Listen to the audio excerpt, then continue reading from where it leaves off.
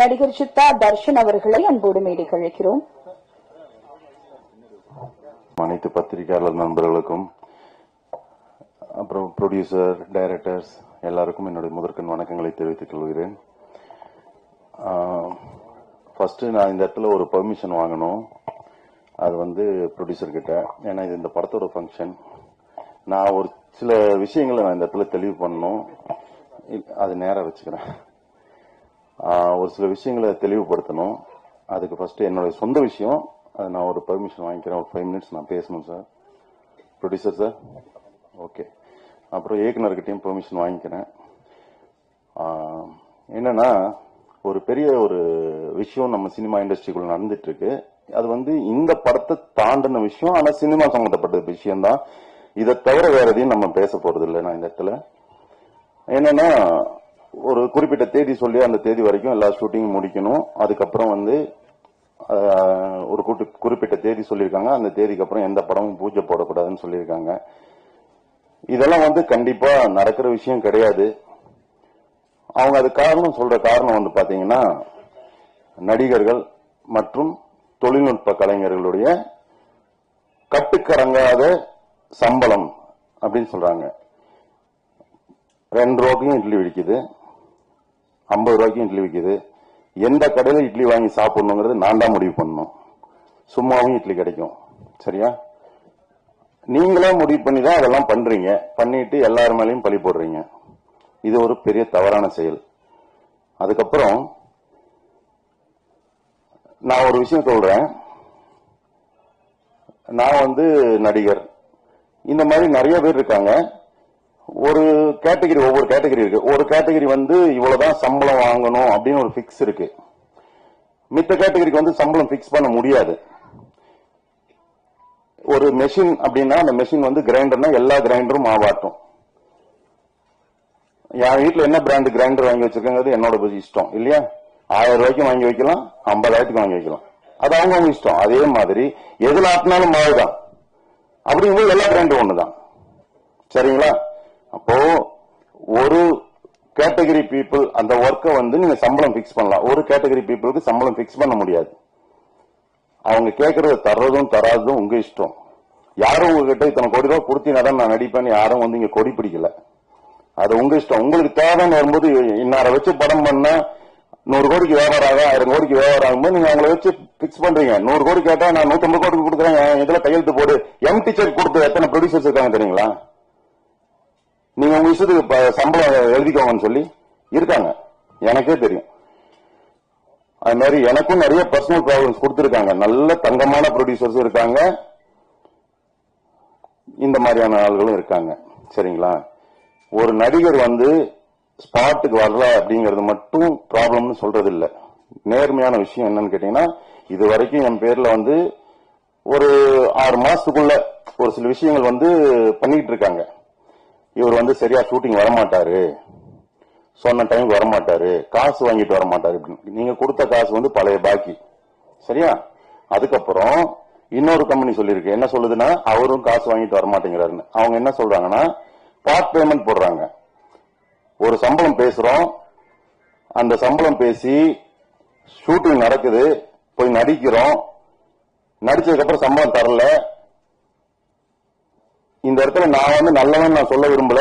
இருந்தாலும் இது சொல்றக்கூடிய சூழ்நிலை வரனால சொல்றேன்.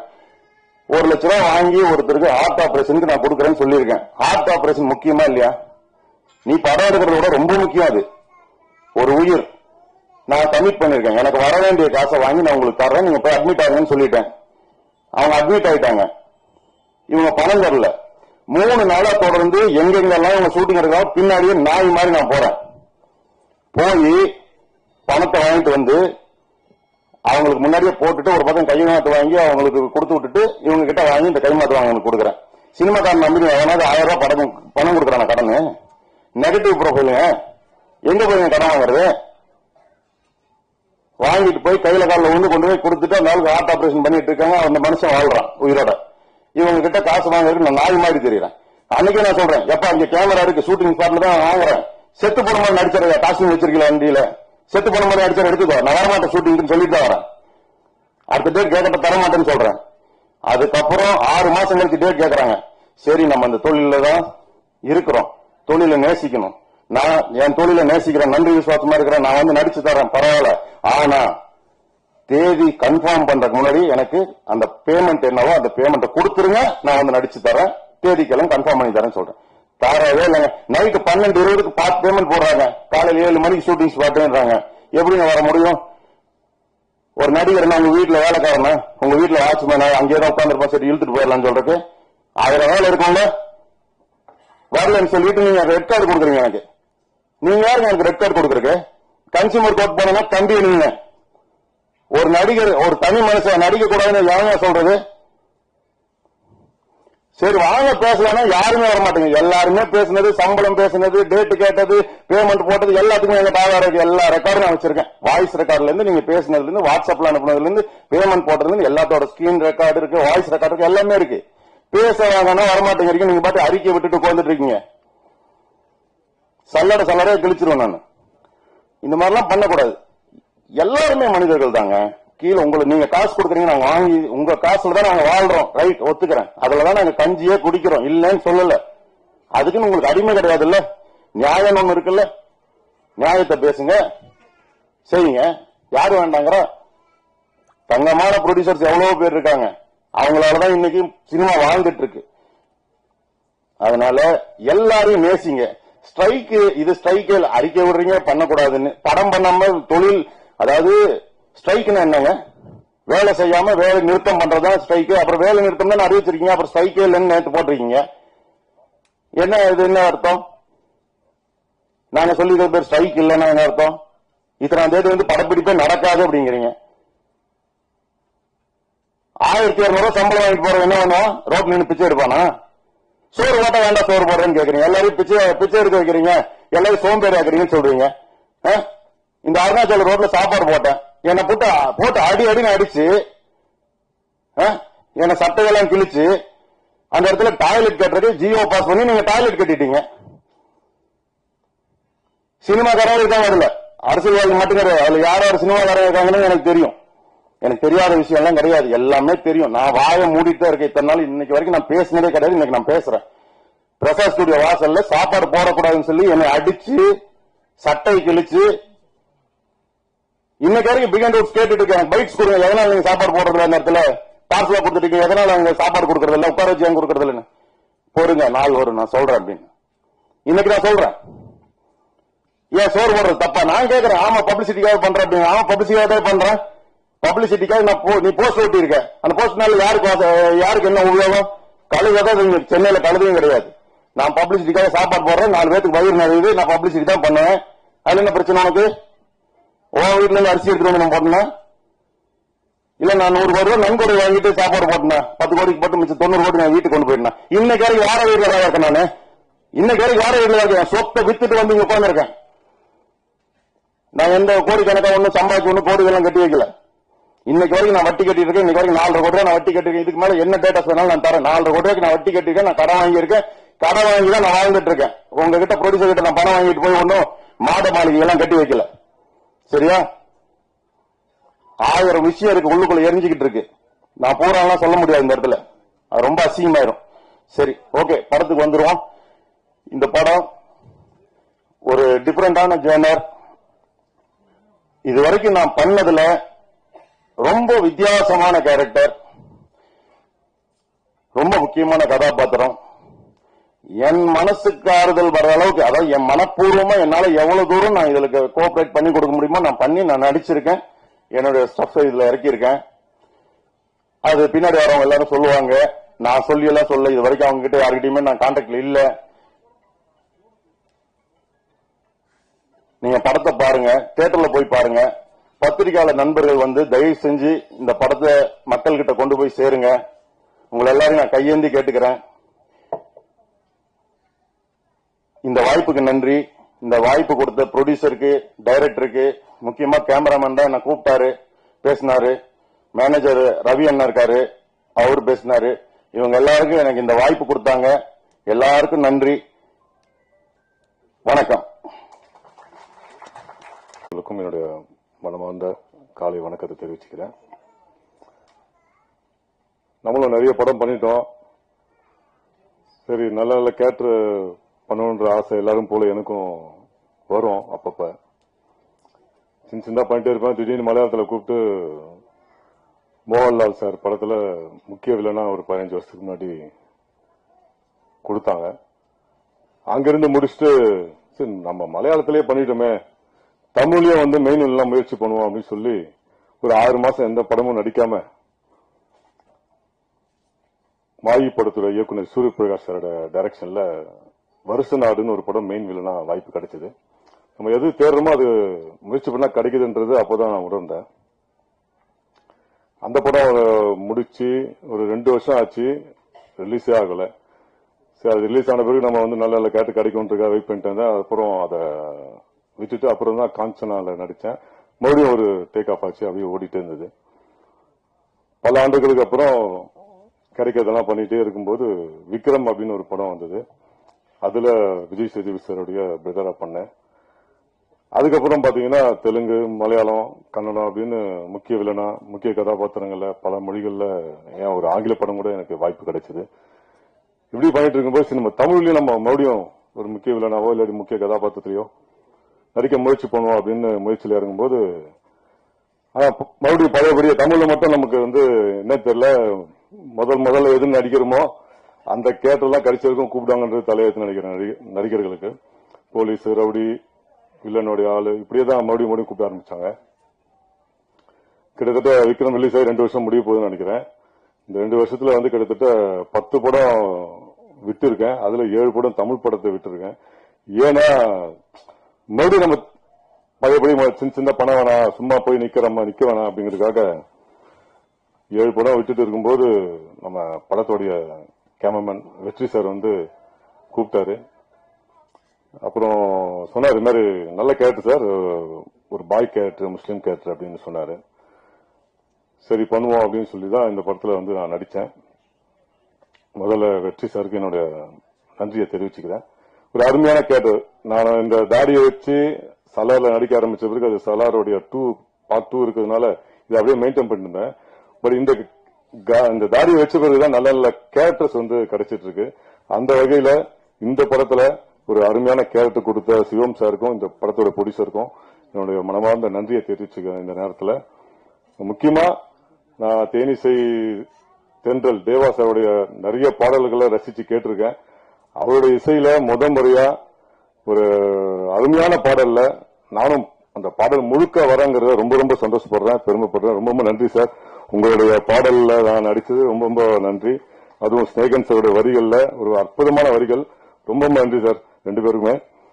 அது இந்த வாய்ப்பை கொடுத்த இந்த டைரக்டருக்கும் ப்ரொடியூசருக்கும் கேமராமேனுக்கும் இந்த மொத்த குழுவினருக்கும் என்னோட மனமார்ந்த நன்றியை தெரிவிச்சுக்கிறேன். இந்த படம் மாபெரும் வெற்றி அடையணும். இந்த மாதிரி படங்கள் ஓடினா தான் நிறைய புது ப்ரொடியூசர்ஸ் வருவாங்க. எங்களை மாதிரி நிறைய நடிகர்களுக்கு வாய்ப்புகள் கிடைக்கும், டெக்னீஷியன்ஸ்க்கெல்லாம் வாய்ப்புகள் கிடைக்கும். வாய்ப்புக்கு நன்றி, வணக்கம். ஊடக நண்பர்களுக்கு வணக்கம். ஸோ P2 படம் வந்து ஒரு சின்ன பட்ஜெட் படம்னு சொல்லி கூப்பிட்டாங்க. ஆனால் வெற்றி சார் மூலியமாக தான் அந்த வாய்ப்பு கிடைச்சது. சரி, சின்ன பட்ஜெட் படம் அப்படின்னு நினச்சி போனால் ப்ரொடியூசர் வந்து என்ன கேட்டாலும் கொடுப்பாரு. அப்படி ஒரு அற்புதமான ப்ரொடியூசர். அதுலேயும் வந்துட்டு வெற்றி சார் வைக்கிற ஃப்ரேம் எல்லாமே வந்து பயங்கர பிரம்மாண்டமாகவும் ஒரு கிராண்டியரையும் காமிக்கும். அதனாலேயே அது வந்து ஒரு பெரிய படம் ஆயிடுச்சு. அண்ட் ரொம்ப பியூட்டிஃபுல்லான சாங். தேவையோட மியூசிக்ல ஒர்க் பண்றதுன்றது ஒரு பெரிய வரம். ஸோ அந்த வரம் இந்த படத்துல எனக்கு கிடைச்சது. ஸோ ரொம்ப சந்தோஷம். பட் எங்க ஹீரோவை பத்தி சொல்லி ஆகணும். Is a handsome and very sincere dedication hero. ரொம்ப கம்ஃபர்டபுளா இருந்துச்சு ஒர்க் பண்றதுக்கு. And together director Sivan sir ரொம்ப நல்ல ஒரு ஸ்கிரிப்டை டச் பண்ணியிருக்காரு. ஸோ கண்டிப்பா இது பெரிய லெவலில் வெற்றி பெறும். மீண்டும் வெற்றி விழாவில் உங்க எல்லாரையும் நான் சந்திக்கிறேன். நன்றி, வணக்கம்.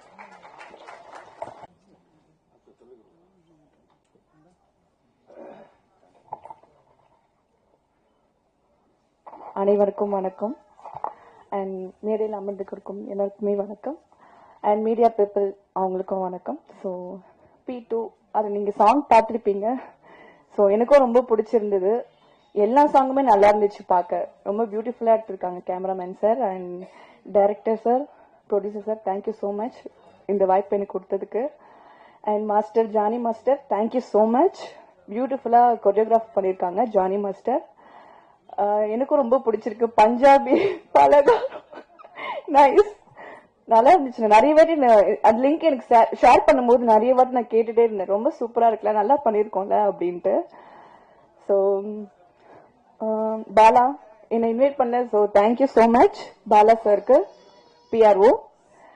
அண்ட் தேவா சார், உங்க கூட நான் 2வது சாங் பண்ணியிருக்கேன். ஸோ ரொம்ப பெருமையா இருக்கு சார். வா வரலாம் வா சாங் நீங்க பண்ணியிருந்தீங்க. ஸோ ரொம்ப சந்தோஷமா இருக்கு. And Snehan sir, thank you. லிரிக்ஸ்லாம் சூப்பரா இருக்கு சார். Yes, thank you. சப்போர்ட் பண்ணுங்க. தேங்க்யூ. Thank you ma'am. அடுத்தபடியாக கிரேட் செலிபிரிட்டிஸ் அண்ட் பர்சனாலிட்டிஸ் இவங்களோட நான் இங்கே எனக்கு ரொம்ப சந்தோஷமா இருக்கு. இன்னைக்கு P2 படத்தோட ஆடியோ லான்ச் ரொம்ப சந்தோஷமா இருக்கு. ஏன்னா நான் ஃபர்ஸ்ட் என் ப்ரொடியூசருக்கு தேங்க் பண்ணோம், டைரக்டருக்கு தேங்க் பண்ணோம், அண்ட் கண்டிப்பா நம்ம கேமராமேன் சார் தேங்க் பண்ணோம். ஏன்னா அவர் இல்லாமல் கண்டிப்பா நான் அந்த சாங்ல பண்ணிருக்க முடியாது.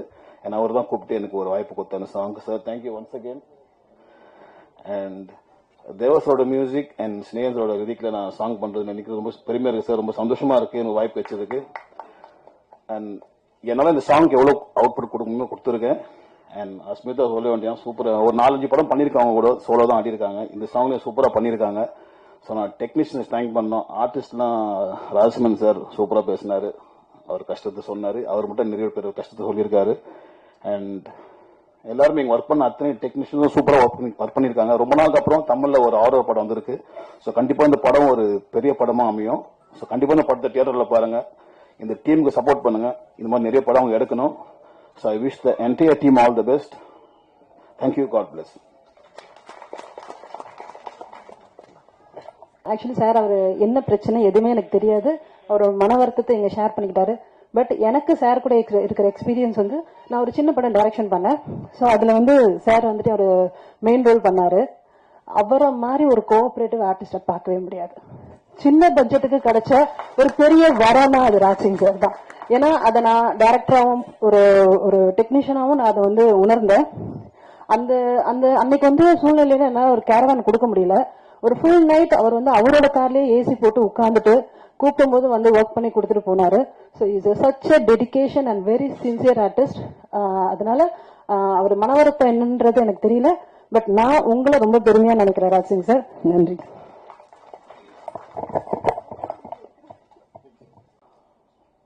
நான் இப்போ வரைக்கும் கன்னடா தெலுங்குல ஒரு 8-9 மூவிஸ் பண்ணிருக்கேன். தமிழ்ல இதனோட ஃபர்ஸ்ட் மூவி. இந்த ஒரு ட்ரெய்லர் லான்ச், அப்படியே சாங்ஸ் ஆடியோ லான்ச், இந்த ஒரு ப்ரோக்ராம்க்கு வந்திருக்கா எல்லா கெஸ்டுக்கும் வணக்கம். அப்படியே பிரஸ் அண்ட் மீடியா எல்லாருக்கும் வணக்கம். என்னோட கேரக்டர் பத்தி சொல்லணும்னா, இந்த ஒரு ஹோல் மூவிக்கு ஒரு கனெக்ட் ஆகிற ஒரு கேரக்டர் தான். இந்த மூவிக்கு சப்போர்ட் பண்ண எல்லா கோ ஆர்டிஸ்ட், எல்லா டெக்னீஷியன்ஸ் எல்லாருக்கும் தேங்க்ஸ் சொல்றேன். அப்படியே என்னோட பெரிய ஒரு சான்ஸ் என்னன்னா, என்னோட ஃபர்ஸ்ட் தமிழ் மூவிக்கு தேவ சார் மியூசிக் வந்து பண்ணிருக்காரு. இதுதான் ரொம்ப தேங்க்ஸ் சார். எல்லா பிரஸ் அண்ட் மீடியாக்கு ஒரு ரிக்வெஸ்ட் பண்றேன். கண்டிப்பா இந்த ஒரு மூவி சக்சஸ் ஆகணும். அது எல்லாமே உங்களை ஹேண்ட்ல இருக்கு. ஏன்னா ஒரு மூவிக்கு வந்து ஒரு ஆர்டிஸ்ட், டெக்னீஷியன்ஸ் அந்த மாதிரி ஒரு 20-25 மெம்பர்ஸ் இருப்பாரு. ஆனா அவரோட ஃபேமிலி எல்லாம் ஒரு கவுண்ட் பண்ணா நியர்லி ஒரு 250-300 மெம்பர்ஸ் ஆவாரு. ஸோ இப்படி நிறைய மூவிஸ் வரணும். ஸோ எல்லாருக்கும் இது ஒரு இந்த மாதிரி சான்ஸ் கிடைக்கணும். என்னோட ப்ரொடியூசர் ராமலிங்கம் சார், இவர் வந்து மறுபடியும் நிறைய மூவிஸ் பண்ணணும்னு நான் ஒரு ரிக்வெஸ்ட் பண்றேன். ஸோ இதுக்கு எல்லாரும் உங்களோட சப்போர்ட் வேணும்.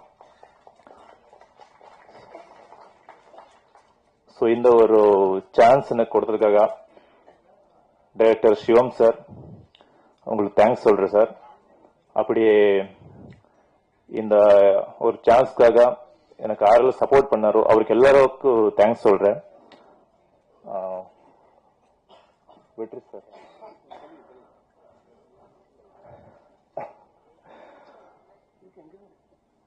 இந்த ஒரு மூவி எல்லா ஃப்ரேம் ஒரு ரிச் அந்த ஒரு இதுல இருக்குன்னு அதுக்கு வெற்றி சார் தான் கேமரா ஒர்க் தான் அதுதான் மெயின் பிளஸ் பாயிண்ட் சொல்றேன். அப்படியே விஎஃப்எக்ஸ் டீம் எல்லாரும் அப்படியே ஹோல் டீம் இந்த ஒரு மூவி ஜெயிக்கிறதுக்கு எல்லாரும் சப்போர்ட் பண்றாரு. அப்படியே உங்களோட சப்போர்ட் கூட வேணும். இந்த மூவி 9th ரிலீஸ் ஆயிட்டு இருக்கு. உங்களோட ஃப்ரெண்ட்ஸ் ஃபேமிலி எல்லாரும் பாருங்க. அப்படியே எல்லாரும் எந்தெந்த இடத்துல ரிலீஸ் ஆக போறதோ எல்லா இடத்துல பாக்குற சொல்லுங்க. சோ எல்லாரும் தேங்க்ஸ் சொல்றேன். Thank you so much. காலை வணக்கம். P2 Person 2 அப்படிங்கிற இந்த படத்தினுடைய ஆடியோ ஃபங்க்ஷனுக்கு வந்திருக்கிற பத்திரிகை துறையை சேர்ந்த அனைத்து நண்பர்களையும் வரவேற்கிறேன். மேடையில் இருக்கக்கூடிய சிறப்பு விருந்தினர்கள் அனைவரையும் வரவேற்கிறேன். என்னுடைய படத்திற்கு மிகப்பெரிய இசையை கொடுத்து இன்னைக்கு காலையில கூட சார் தேவ சார் பூக்காரா சாங்க பத்தி தனியாக ஒரு ஆர்டிகல் பண்ணிட்டு இருந்தாங்க, அஜித் 32 சொல்லி போட்டு. So thank you sir. நிறைய முறை சொல்லியிருக்கேன். அசிஸ்டன்ட் டைரக்டர் இருக்கப்ப அவரோட 6 படம் ஒர்க் பண்ணியிருக்கேன். டைரக்டர் அவர் கூட ஒர்க் பண்ணியிருக்கேன். அவருடைய மியூசிக்ல இந்த படம் மினிமம் கேரண்டி எப்பயுமே இருக்கும் ஒருத்த போனா. ஆனா ரொம்ப நல்லாவே இருக்கு. மெலடி சாங் நென்னை சரணரஞ்சன் சாங் ரொம்ப சூப்பரா இருக்கு. அந்த ஸ்பிரிச்சுவல் அல்லா சாங் கூட ஒரு நாகூர் அனிபா பாடின மாதிரி ஒரு பயங்கர வைப்ரேட்டிவா இருந்தது. குட் பிக்சரைசேஷன் நல்லா இருந்தது. Sivam sir, director Sivam sir, producer Ramalingam sir, and heroine மறுபடியும் நம்ம ஸ்நேகன் சார், எல்லாருமே பெரிய டீம் உள்ள இருக்காங்க. ஸோ ஒரு நல்ல ப்ராமிசிங்கான ஒரு ஜானர் பேய் அப்படின்ற ஒரு ஜானர் கையில் எடுத்திருக்கிறாங்க. நிச்சயமா ஒரு மினிமம் கேரண்டியோட இந்த படம் குறைந்தபட்சம் இல்லாம நல்ல வெற்றியும் தோடும் அப்படின்ற நம்பிக்கையோட. ராதிகா உங்களுடைய கோரியோகிராஃப், ஜானி மாஸ்டர் கோரியோகிராஃப், அப்புறம் கேமராமேன் சார் யாரையா விட்டிருந்தா ஸ்கேஸ் பண்ணணும். உங்க எல்லாருக்கும் என்னுடைய வாழ்த்துக்களை தெரிவிக்கிறேன். நன்றி, வணக்கம். Thank you sir. இந்த விழா எடுத்த உடனே 4th gear 6th gear போயிட்டே இருக்கு. அதனால நம்ம படத்தை பத்தி பேசலாம்னு நினைக்கிறேன். முதல்ல இந்த படம் இந்த இடத்துக்கு வந்திருக்கிறதுக்கு நாங்க எல்லாருமே சேர்ந்து ராமலிங்கம் சாருக்கு தான் நாங்க நன்றி சொல்லணும். காரணம் சிவம் சாருடைய போராட்டம் மிகப்பெரிய போராட்டம். கிட்டத்தட்ட எனக்கு ஒரு ஏறத்தாழ ஒரு 6-7 வருடங்களா தெரியும்னு நினைக்கிறேன். இடையில ஆக்சிடென்ட் ஆகி கால் பிரேக் ஆகி வீட்டுல கட்டு போட்டு தொட்டில் கட்டி படுத்திருப்பாரு. அப்ப கூட அந்த வீடியோ ஒரு செல்ஃபி வீடியோ எடுத்து அனுப்புவாரு. ஏதாவது படம் பண்ணி என்ன சார் பாரு. அவர் எந்திரிச்சு நடக்கவே முடியாத ஒரு சூழல்ல கூட அவ்வளவு பதிப்புல அவருடைய தேடுதல்ங்கிறது மிகப்பெரிய தேடுதல். அதுக்கு ஒரு பெரிய பக்கபலமா இருந்தது கேமராமேன் வெற்றி சார். அதுல மறுக்கவே முடியாது. நான் இருவரும் அந்த அளவுக்கு போராடி இருக்காங்க. அவங்களுடைய போராட்டத்துக்கு ஒரு களம் அமைத்து கொடுத்த தயாரிப்பாளர் ராமலிங்கம் சாருக்கு தான் இந்த நேரத்தில் டீம் சார்பா மீண்டும் ஒரு நன்றி தெரிவித்துக் கொள்கிறோம். இந்த படத்துல எனக்கு ஒரு பெரிய சந்தோஷமே எல்லாமே நட்புகள். இங்க வேலை பார்த்த எல்லாருமே இங்க ஆரம்பிச்சாங்க பாத்தீங்கன்னா எல்லா தொழில்நுட்ப கலைஞர்களும் நடிகர்களும் எல்லாமே நட்புகள். இதுல ரொம்ப நாள் கழிச்சு என்னுடைய தோழி அஸ்மியாவை பாக்குறேன். இப்ப என்னன்னா கேட்டீங்கன்னா அவங்க ஃபர்ஸ்ட் ஒரு படத்துல கூட வாய்ப்பு கிடைக்காத போது அவங்க பண்ண போராட்டங்கிறது அவங்க திசை மாற்றி விட்டுருச்சோன்னு எனக்கு நிறைய வருத்தமெல்லாம் உண்டு. ஏன்னா அற்புதமான ஒரு பர்ஃபார்மர். ஆனா அவங்கள ஒரு கிளாமர் டான்ஸா இந்த சினிமா பார்க்கும்போது அவங்களுக்கான களம் அமையுங்கிற நம்பிக்கை எனக்கும் இருக்கு. அவங்க இன்னைக்கு ஒரு நட்பா எப்பயோ தேடுதல் காலத்துல இருந்தாலும் இன்னைக்கு நட்பா என்னுடைய பாட்டுக்கு அவங்களும் அவங்களுடைய நடனத்துக்கு என்னுடைய பாட்டும் அமைந்திருக்கிறது ரொம்ப சந்தோஷமா இருக்கு. நிச்சயமா தேடுதலை மட்டும் விடவே விடாதீங்க. ஏன்னா ஓடும் வரைக்கும் வெற்றி நிச்சயம், தேடும் வரைக்கும் வாழ்க்கை நிச்சயம்ங்கிறது இயற்கையுடைய கூற்று.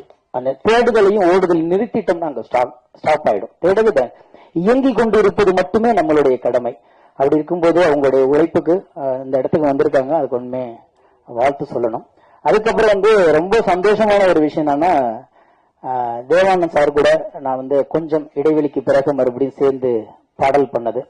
காரணம் சமீபத்தில் ஒரு 10 வருட காலமாக எனக்கு ஒரு மிகப்பெரிய ஏக்கம் உண்டு. ஒரு கம்போஸ் பண்ணும்போது ஒரு பாடலாசிரியரும் இயக்குனரும் ஒன்னா உட்கார்ந்து கம்போஸ் பண்ற அந்த கலாச்சாரம் போயிடுச்சுங்கிற வருத்தம் எங்களுக்கு இருக்கும்.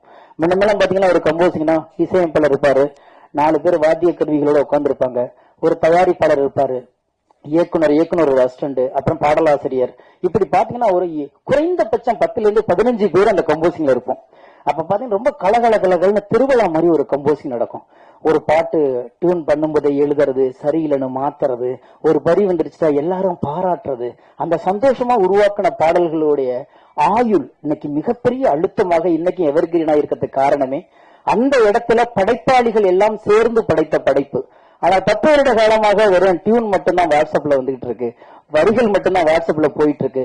எங்கேயோ பாடுறாங்க, எங்கேயோ மிக்ஸ் பண்றாங்க, எங்கேயோ கடைசி ஃபைனல் வரும் பொழுது அந்த வீடியோ பண்ணுவாங்க, லிரிக்கல் வீடியோன்னு வரும் பொழுதுதான் நம்ம பாட்டு உசுரோட இருக்கா, கை இருக்கா, கால் இருக்கா, நகம் இருக்கான்னு அப்பதான் நம்ம பார்ப்போம், எது எடுப்பாங்க எது எடுக்க மாட்டாங்கன்னு. அதுல இருந்து மாறி நீண்ட நாட்களுக்கு பிறகு அண்ணன் தேவா அவர்களுடைய வேலை பார்த்தது எனக்கு இன்னும் மலர் நினைவுகளாக இருக்கிறது. காரணம், மனுநதிங்கிற படத்துலதான் நான் அவரோட முதல்ல ஒரு ரோஜா தோட்டம் பூத்து குலுங்குதுன்னு நாங்க 2 பேரும் ஃபர்ஸ்ட் அவருக்கு எழுதின முதல் பாட்டாது. அன்னைக்கு தேவா அண்ணன் என்னை எப்படி கூப்பிட்டாரோ, அன்னைக்கு தேவா அண்ணன் எப்படி பாசமா இருந்தாரோ, அந்த பாசம் இன்னைக்கு அப்படி இருக்கு. ஏன்னா நிறமாறாத பாசத்துக்கு சொந்தக்காரர் அண்ணன் இருக்காங்க. எனவே இந்த கல்ச்சர் நல்லா இருக்கு. இன்னொரு நன்றி சொல்லணும் சிவம் சாருக்கு. இப்ப எல்லாம் 2 பாட்டு வச்சு அதுல ஒரு பல்லவி ஒரு சரணத்தோட முடிக்கிற கலாச்சாரத்துல இருக்கும்போது 3 பாட்டு வச்சு அதுக்கு 2 சரணம் வச்சிங்களா, அதுக்கு நன்றி சொல்ல வேண்டியிருக்கிறது. ஆனா எழுதுறதுக்கு படைப்பாளிகள் நிறைய இருக்காங்க, களமம் கிடைக்க மாட்டேது யாருக்குமே.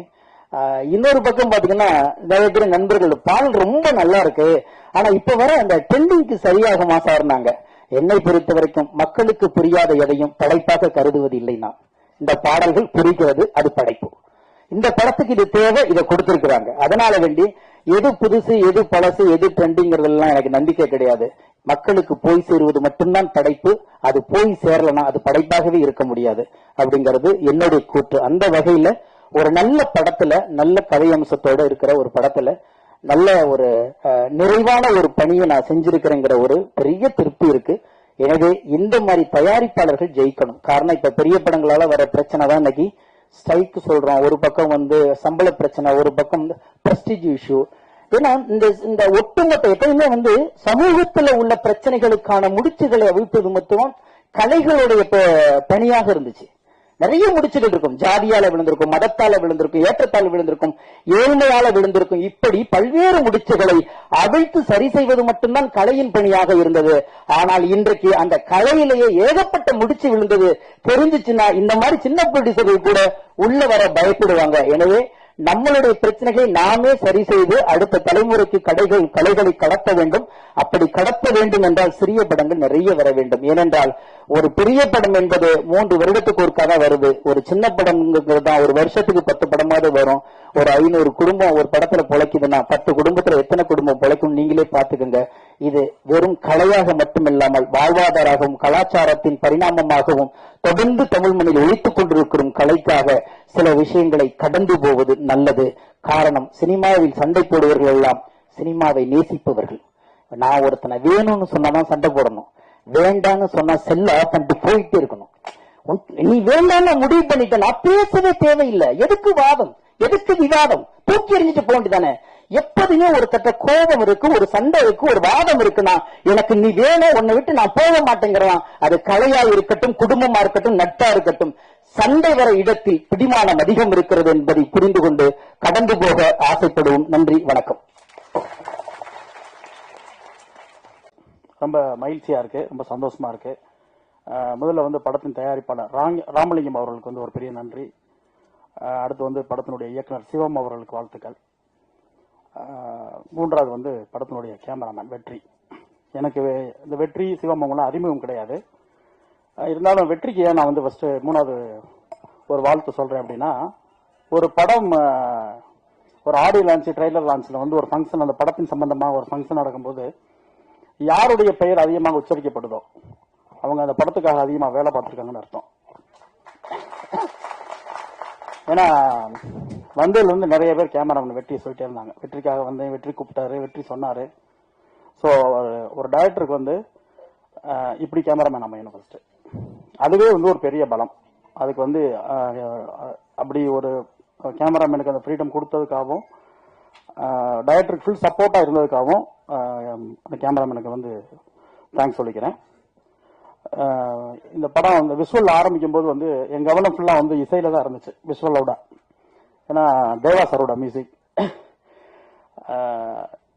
இன்னைக்கு கரண்ட்ல எப்படி இருக்கு அப்படின்னு எனக்கு கேட்கணும் அப்படின்னு ஒரு ஆசையா இருந்துச்சு. எங்க அண்ணன் ஸ்நேகனுடைய வரிகள், சவுண்ட்ல மட்டும்தான் நான் ஃபர்ஸ்ட் கவனமா இருந்தேன். என்ன எனர்ஜி தேவா சாரோட மியூசிக், இன்னும் எந்த விதமான ஒரு குறையும் இல்லை. அப்படி ஒரு ஃபாஸ்ட், அப்படி ஒரு எனர்ஜி. பொதுவா வந்து அப்பா வந்து ஒரு ஜாமவானா இருக்கும்போது அப்பாவோட வந்து பையன் போட்டி போடுவாங்க. எங்க அப்பாவோட இடத்த நான் அடைஞ்சிடணும், அவரை கிராஸ் பண்ணிடணும், அவரை டச் பண்ணிடணும் அப்படின்னு. இங்க என்ன நடக்குதுன்னா பையனோட அப்பா போட்டி போட்டுட்டு இருக்காரு. அடிச்சு நீ கிட்டலாம் வர முடியாது, நான் இன்னும் அதே எனர்ஜில இருக்கேன், நான் இன்னும் கிங்கா இருக்கேன் அப்படின்னு சொல்லிட்டு அப்படிதான் இருந்துச்சு. ஏன்னா அப்படி ஒரு எனர்ஜி. தேவா சாருக்கு வாழ்த்து சொல்ற வயசு கிடையாது. ரொம்ப நன்றி சார், உங்களுடைய மேடையில் நாங்களும் இருக்கிறதுக்கு பெரிய சந்தோஷம். படத்தினுடைய கதாநாயகன் அவர் விஷுவலை விட நேரம் பார்க்கும்போது இன்னும் ரொம்ப அழகா இருக்காரு. ஷாம் மாதிரி இருக்காரு, நடிகை ஷாம் மாதிரி. பெரிய இடத்துக்கு வரணும். ஹீரோயினா இருக்கட்டும், எல்லாருமே நல்லா பண்ணியிருக்காங்க. படத்தின் குழுவினர் எல்லாருமே எங்களுக்கு ரொம்ப அறிமுகமானவங்க. ராதியா மேடமா இருக்கட்டும், ஜானி மாஸ்டரா இருக்கட்டும், ஆர்டேட்டர் குணா அவரா இருக்கட்டும், எல்லாருமே ஏற்கனவே நிறைய படங்கள் அனுபவம் இருக்கவங்க. ஸோ அனுபவம் உள்ளவர்கள் எல்லாம் சேர்ந்து ஒரு படம் பண்ணியிருக்காங்க. நிச்சயமா இந்த படம் ஒரு பெரிய வெற்றி அடையும். நண்பர் நடிகர் ராஜசிம்மன் அவருடைய கருத்தை பத்தி மட்டும் ஒரு சில வார்த்தைகள் சொல்லணும்னு ஆசைப்படுறேன். ஃபர்ஸ்ட் ஆரம்பிக்கும் போதே ஒரு எனர்ஜி ஆரம்பிச்சிச்சு இந்த ஃபங்க்ஷன். அதுக்கு வந்து ஒரு பெரிய தேங்க்ஸ் அவருக்கு. ஒரே ஒரு விஷயம் தான், அவர் பாதிக்கப்பட்டிருக்காரு, அவர் மனசுல பாதிக்கப்பட்டிருக்காரு, காயப்படுத்தப்பட்டிருக்காரு. அவரை வந்து அவரோட குறைகளை சொல்லி அவரை களங்கப்படுத்த முயற்சி பண்றாங்க. அதுக்காக வந்து ஒரு தயாரிப்பாளரை நோக்கி, அவர் எந்த தயாரிப்பாளர் நோக்கி பாதிக்கப்பட்டாரோ அவரை கண்டிக்கிறதுக்கோ அவர் மீது வருத்தங்களை தெரிவிக்கிறதுக்கோ நிச்சயமா அவருக்கு முழு உரிமை இருக்கு. ஆனா அதே நேரத்தில் ஒரு ஒட்டுமொத்த சங்கத்தை சொல்றதுக்கு வந்து அது சரின்னு எனக்கு தோணல. ஏன்னா சங்கத்தை வந்து தயாரிப்பாளர் சங்கத்தை கண்டிக்கக்கூடிய ரைட்ஸ் வந்து நம்ம யாருக்குமே இல்லைன்னு நான் நினைக்கிறேன். ஏன்னா அவங்களுடைய முதலீடு, அந்த முதலீடு சம்பந்தமாக அவங்க படக்கூடிய கஷ்டங்கள் எல்லாமே வந்து அது எவ்வளவு சொன்னாலும் அது கேட்கறவங்களுக்கு போய் சேருமான்னு தெரியல. ஸோ அந்த தயாரிப்பாளர் வந்து நம்மளுடைய முதலாளிகள், அந்த சங்கத்தை வந்து நம்ம கண்டிக்க வேணாம், அது மேடைகள் அப்படின்றது என்னோட கருத்து. சமீபத்தில் நிறைய டிஸ்கஷன் போய்கிட்டே இருக்குது. நடிகர் தனுஷ், நண்பர் தனுஷ் அவர்கள் மீதான நடவடிக்கையா இருக்கட்டும், விஷால் அவர் மீது நடவடிக்கையா இருக்கட்டும், இப்படி எல்லாமே இன்னைக்கு இப்ப நேற்று கூட ஒரு பிரச்சனை எங்க டைரக்டர் சார் சொல்லியிருக்காரு. ஒருத்தர் என்னோட படத்துல வந்து என்னோட காட்சி வந்து என் அனுமதி இல்லாமல் சேர்க்கப்பட்டிருக்கின்றார். அதெல்லாம் கண்டிக்கத்தக்க விஷயம். ஒரு படைப்பாளி, ஒரு எழுத்தாளர், அவர் கனவு கண்டு அவர் எழுதின கதை, அவர் படைச்ச ஒரு படைப்பு, அவர் அனுமதி இல்லாமல் சேர்ப்பது வந்து ஏற்றுக்கொள்ளவே முடியாது. அது சங்கம் பாத்துக்கிறோம். இருந்தாலும் என்னோட கருத்தை நான் பதிவு பண்றேன். அந்த மாதிரி நிறைய பிரச்சனைகள் இருக்குது. அதெல்லாம் தாண்டி நம்ம ஒரு விஷயத்தை சமீபத்தில் மறந்துட்டோம் அப்படின்னு மட்டும் எனக்கு தோணுது. இது வந்து எங்க சங்கத்தினுடைய தமிழ்நாடு திரைப்பட இயக்குநர் சங்கத்தினுடைய செயலாளர் அண்ணன் பேரரசு சார்கிட்ட வந்து நான் பேசணும்னு நினைச்சுக்கிட்டு இருந்தேன். விழா ஆரம்பிக்கும் போது கரெக்டா அவர் வரல. அதுக்கு முன்னாடி நான் சொல்லிடலாம்னு ஆசைப்பட்டேன். வராதனால இந்த மேடையில் வச்சு நான் சொல்றேன். எல்லாருமே சேர்ந்து நம்ம சினிமாவோட பிரச்சனை பேசிக்கிட்டே இருக்கோம். இது நிச்சயமா பேச வேண்டிய பிரச்சனை. நடிகருடைய சம்பளம் உட்பட, பட்ஜெட் உட்பட எல்லாமே இங்க பேச வேண்டிய பிரச்சனை. எல்லாமே இங்க நமக்குள்ள தீர்த்துக்கிட வேண்டிய விஷயம். ஆனா இது எல்லாமே நடிகர் தனுஷ் பிரச்சனை உட்பட நம்ம குடும்பத்தின் பிரச்சனை. இதை நம்ம தீர்த்துக்கலாம். ஆனா இதை தாண்டி தமிழ் ராக்கர்ஸ் அப்படின்னு சொல்லி ஒருத்தர் ஸ்டீபன் அப்படின்னு சொல்லி கடந்த ஒரு வாரத்துக்கு முன்பு கைது செய்யப்பட்டார் கேரளால, கொச்சின்ல. 2011 ஆரம்பிச்ச அவங்களுடைய ஆதிக்கம், அவங்க பண்ண அட்டுழியம், ஒரு மாஃபியா மாதிரி ஒரு 10-12 பேர் இருந்துகிட்டு இந்த தமிழ் சினிமா ஒட்டுமொத்தமா அழிச்சுக்கிட்டு இருந்தாங்க 14-15 வருஷமா. எத்தனை திரைப்பட தயாரிப்பாளர்கள் நாசமானாங்க, ஒண்ணுமில்லாம போனாங்க அவங்க ஆதிக்கத்தினால, அவங்களோட அட்டுழியினால. அப்படி எத்தனை நடிகர்களுடைய வாழ்க்கை போச்சு, எத்தனை இயக்குனருடைய வாழ்க்கை போச்சு. கத்துனோம், கதறணும், தமிழ் ராக்கர்ஸ் கண்டுபிடிக்கணும், அவங்களை பிடிக்கணும், அது பண்ணணும்னா எல்லாம் பரபரப்பா இருந்துச்சு, செய்தியா மட்டுமே இருந்துச்சு. ஆனா அதை ஒற்றை மனிதன் அதோட அட்மின் சொல்லி ஒருத்தனை அரெஸ்ட் பண்ணிருக்காங்க. ஒரு குரல் தமிழ் சினிமால இருந்து வரல. ஏன்னா இங்க நம்ம பிரச்சனை பேசிக்கிட்டே இருக்கோம். நம்மளை அழிச்ச ஒருத்தனை பத்தி இது பண்ணிருக்காங்க. ஒரு கேரளா கவர்மெண்ட் போலீஸ் அரெஸ்ட் பண்ணிருக்காங்க. நம்ம தமிழ்நாடு அரசுக்கு ஒரு கோரிக்கை வைக்கல, ஒரு கண்டனம் தெரிவிக்கல. ஒரு மாஃபியா. நம்ம வந்து அதை பேசணும்னு நான் நினைக்கிறேன். ஒவ்வொரு சங்கமும், எங்க செயலாளர் அண்ணன் பேரரசு சாருக்கு வந்து நான் கோரிக்கை வைக்கிறேன். எங்க சங்கம் உட்பட ஒட்டுமொத்த 24 கிராஃப்டும், எங்க சங்கத்தினுடைய கௌரவ தலைவர் செல்வமணி சார் இருக்காங்க. அவர் தலைமையில் இயங்கக்கூடிய தொழிலாளர் அமைப்பு இருக்கு. எல்லாரும் சேர்ந்து, தயாரிப்பாளர் சங்கம் சேர்ந்து ஒட்டுமொத்தமாக ஒவ்வொரு சங்கமும் தனி தீர்மானம் நிறைவேற்றி அவங்கள குண்டாஸ்ல போடணும். அவங்களுக்கு வந்து தமிழக அரசு, தமிழக போலீஸ் அவங்களை வந்து கண்ட்ரோல்ல எடுத்து வெளியே வர முடியாத தண்டனை கொடுக்கணும். அவருக்கு பின்னாடி யாரெல்லாம் இருக்காங்கன்னு சொல்லி நம்ம கண்டிக்கணும். யாரையும் வெளியே வர விடாத அளவுக்கு அவங்க நம்ம பண்ணி, இதன் பிறகு தமிழ் சினிமாவை அழிப்பதற்காக எந்த ஒரு மாஃபியா கேங் கிளம்புனாலும் அவங்களுக்கு அச்சம் தரக்கூடிய அளவுக்கு அந்த தண்டனை இருக்கணும். அப்படி ஒரு அழுத்தத்தை இந்த அரசுக்கு நம்ம கொடுக்கணும் அப்படின்னு நான் ஒரு கோரிக்கை வச்சுக்கிறேன். நன்றி. Thank you sir.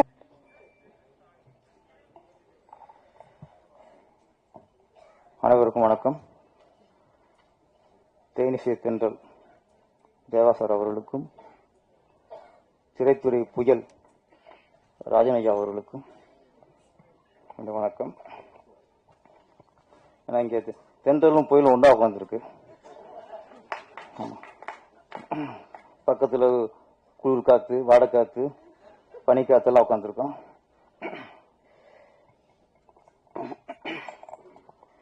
எல்லாருமே ராஜேஷ்குமார் பேசிட்டு போயிட்டாங்க. வருங்களாமே ராஜேஷ்குமார் பேசினா ராஜேஷ் என்ன பேசுவான்னு தெரியல எனக்கு. எல்லாம் சும்மா 4th கேட் 5th கேட் போயிட்டு இருக்கு. எஸ்ஆர் பிரபாகர் இன்னைக்கு பங்கிட்டார். இன்னைக்கு P2 இருவர் ட்ரெய்லர் இப்போ உள்ள அந்த ட்ரெண்டிங் பாங்களா ஒரு இந்த ஹாரர் மூவி. நம்ம ட்ரெய்லர் பார்க்கும்போது ஒரு த்ரில்லர் இருக்கு, அதே சமயத்தில் ஒரு நல்ல மெசேஜும் இதில் இருக்குன்னு நினைக்கிறேன். நம்ம சம்பத் ராம் பண்ணியிருந்தாரு அந்த பாய் கேரக்டர். கெட்டப்பு கரெக்டாக இருக்கு சார். ஆமாம் ஆமாம், உங்களுக்கு எதை போட்டாலும் கரெக்டாக தான் இருக்கு. அதனால உங்களுக்கு நல்லா இருக்கு. அதனால அங்கே தூக்கிட்டு போட்டாங்க, மலையா தூக்கிட்டு போயிட்டாங்க. ஆமாம் ஆமாம், வெளியே போய் பெறதுக்கு அப்புறம் தான் தமிழுக்கு நம்ம அருமை தெரியும். இங்கே இருந்தால் தெரியாது. நீங்கள் யாரும் கூடாதீங்க, பெரிய இடத்துக்கு வந்துடுவீங்க. இப்போ சத்யராஜ்லாம் ஃபர்ஸ்ட் அடியாள மாதிரி நடிச்சவர் தான். அப்புறம் ரவுடியா இருந்தார். அப்புறம் எல்லா படத்துலையும் ரேப் பண்ண நடிச்சாரு. அதுக்கு பெரிய ஹீரோ ஆயிட்டாரு. நிறைய ஆர்டிஸ்ட், இப்போ விஜய் சேதுபதி ஆரம்பத்தில் ஒரு ஜூனியர் தான் வந்தார். இன்னைக்கு ஒரு பெரிய ஹீரோ ஆயிட்டாரு.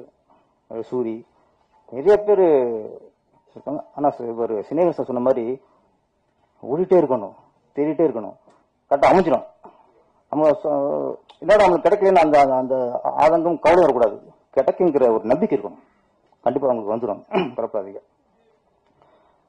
அப்புறம் இந்த படத்தோட இயக்குனர் சிவம் ட்ரெய்லரில் ஒரு திறமெல்லாம் காட்டாரு. ட்ரெய்லரை பார்க்கும்போது ஒரு விஷயம் ஓரளவு கொஞ்சம் புரிஞ்சுக்க முடிஞ்சது. ஒரு காதலர் பொண்ணுதான்னு நினைக்கிறேன். பாவிகள் கொண்டு ஆவிகளை அழிவுன்னு நினைக்கிறேன்.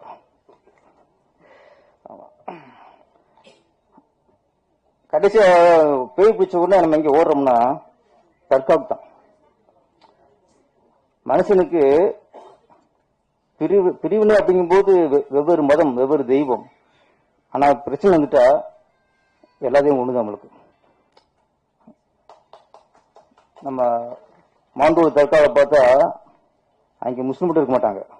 அங்க அதிகமா இருக்கிறது இந்துக்களும் கிறிஸ்தவம் தான். நிறைய கை கட்டுவாங்க, கைது குழந்தை கட்டுவாங்க, அவங்க கட்டுவாங்க.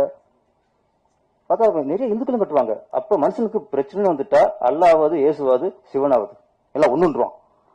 பிரிவினை பேசும்போதுதான் நான் அல்லாடா, நான் இயேசு, நான் பிள்ளையாரு, நான் முருகர் அப்படிமா. இப்ப முருகர் இல்லைங்கிறாங்க. அது வேற அது பிரச்சனை போயிட்டு இருக்கு. அதனால இது ஒரு நல்ல விஷயம். யாருக்கு இருந்தாலும் எல்லா தெய்வமும் அவங்களுக்கு துணையா இருக்குங்கிற விஷயம் நான் டெய்லரை பார்த்து கொஞ்சம் புரிஞ்சுக்கிட்டேன். அப்புறம் சினேகன் சார், கவிஞர் சினேகன் சார், இதுக்கு முன்னாடியே ஜீன்ஸ் படத்தை பத்தி சில இதெல்லாம் இன்டர்வியூலாம் பார்த்தேன். ஜீன்ஸ் படத்துல வந்து ஐஸ்வர்யா ராய் வந்து ஹீரோயின். அப்போல்லாம் வைரமுத்து சார் தான் பாட்டு எழுதணும். எனக்கு அப்போ அதிசயங்களை பத்தி எழுதணும். அப்ப அவர் எழுத சொல்லும்போது நான் வந்து ஒரு எனக்கு ஐஸ்வர்யா நேர பாத்துறேன் அப்படின்னு இருக்காரு. சரி, ஓகே, கவிஞர் விருப்பப்படுறேன்ட்டு பாம்பேக்கு வைரம் சார் கூட்டி போயிருக்காங்க. கூட்டு போய் ஐஸ்வர்யாட்ட அறிமுகப்படுத்தி இவர் தான் படத்தோட கவிஞர் சொன்னா நான் கேட்டேனா ஒருத்தர் முந்திக்கிட்டு வந்து இல்லைனால அது இருக்குன்னு அர்த்தம். அவரு குற்ற உணர்வு உறுத்துவதனாலதான் டக்குனு வந்து ஆகுறாரு. நாங்க விட மாட்டோம் என்ன. அப்ப அப்ப பார்த்ததுக்கு அப்புறம் ஐஸ்வர்யாவே வேக்கிற அளவுக்கு அதிசயமே அதிசய அளவுக்கு அதாவது வந்துச்சாரு வைரமுத்து. அந்த பாட்டை கேட்டு ஐஸ்வர்யாவே பேந்துட்டாங்க இப்படி ஒரு கவிஞரான்ட்டு. அந்த மாதிரி இந்த படத்துக்கு கம்போசிங் நடந்திருக்கு. தேவா சார் உட்காந்துருக்கு, டைரக்டர் சிவன் சார் உட்காந்துருக்காரு. ஒரு சிச்சுவேஷன் சொல்லியிருக்காரு அவரு டைரக்டர். என்ன சிச்சுவேஷன் சார்? தொட்டப்பட்டா ரோட்டு மேல முட்டை போராட்டா, தொட்டுக்கொள்ள சிக்கன் தரட்டா, இந்த மாதிரி சாங் வேணும்னு இருக்காரு. ஓகே சார், டியூன் போட்டாச்சு. யார் எழுத வைக்கலாம்? இதுக்கு பேர் பண்ணவர் நம்ம சிநேகன் கவிஞர் தான். அவர் கூப்பிட்டுருவோம். சிச்சுவேஷன் சொல்லியாச்சு, டியூன் சொல்லியாச்சு. அப்ப சிநேகன் கேட்டாராம் யாரு இடத்துல ஆடுறது நடிக்கிறதுன்ட்டு. அஸ்மிதா அப்படின்ட்டு. நான் ஒரு பாத்துக்கிறேன் சார், அப்பதான் எனக்கு வரிகள் வரும் இருக்காப்புல. சரி ஓகே, கவிஞர் விருப்பப்படுறாரு, அஸ்மிதா அறிமுகத்துக்குவோம் அப்படின்ட்டு சிவன் சார் கூட்டிட்டு டேரக்டருக்கு வேற வேலை இல்லை. டேரக்டர் மாதிரி ஒரு பொழப்பு எதுவுமே இல்லை. சரி கவிஞர் கேட்டாருன்ட்டு கூட்டி போய் அஸ்மிதா நீங்க ஷூட்டிங் வந்திருக்காங்க அஸ்மிதான்ட்டு அப்படியே பார்த்து 5 நிமிஷம் பேசிட்டு வந்திருக்காரு. வந்தோடனே அடி போட்டாராம், பஞ்சாபி பலகாரம் பார்த்தாலே பசியாரும், செய்யாத சேதாரம், நான் தான் ஆதாரம். அஸ்மிதா பார்த்து வரும்போது சொல்றான் வரிய. அந்த அளவுக்கு எங்க கவிஞர்.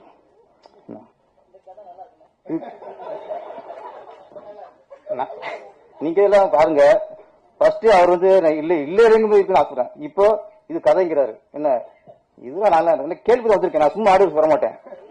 என்ன இது கதை, என்ன ஒரு பாட்டு எப்படி உருவாச்சு, அந்த கவிஞர் என்ன எப்படி பாடுபடுத்தினாரு, பாட்டு எழுதினாரா பாடுபடுத்தினாரா, எல்லா விசாரிச்சு ஆடியன்ஸுக்கு வருவேன். அப்ப இந்த பஞ்சாபி பலகாரத்தை பத்தி எல்லா கதையும் தெரியும் எனக்கு. இங்க வந்துட்டு சகோதரி அஸ்மிதா பேசி போடுறது சகோதரி தான், எல்லாரும் சகோதரி தான் அவங்க. ஆனா சினேசர் ஒரு ஆதங்கம் எப்படி சம்பத் ராமுக்கு சொன்னமோ அதே மாதிரி தான். சில நேரங்களில் கலைஞருடைய வழி திசை மாறிடும். நம்முடைய திறமைகள் நம்மளுடைய திறமை ஒண்ணு இருக்கும், ஆனா திரையில வேற மாதிரி வெளிக்காட்டிடும். சிலிக் சிங்கா அவர்கள் நெருக்கி ஒரு 800 படத்துக்கு 1000 படத்துக்கு அவங்க ஆடி இருக்கலாம். ஆனா இன்னைக்கும் சிலிக் சிங்கானா அலைகள் ஓய்வுல தான் அந்த கேரக்டர் நம்ம ஞாபகம் இருக்கு. எத்தனை பேர் சரி அந்த படத்தை அவங்களுடைய திறமை தான் ஒரிஜினல் திறமை. அது மாதிரி அஸ்மிதா அவங்களுக்கு ஃபியூச்சர்ல நல்ல ஒரு கேரக்டர் அமையும். ஆமா, இப்படியே ஒரு காட்சி பொருளா கவர்ச்சி பொருளாம் கடந்து போயிடாது. நம்பிக்கையோட இருக்க.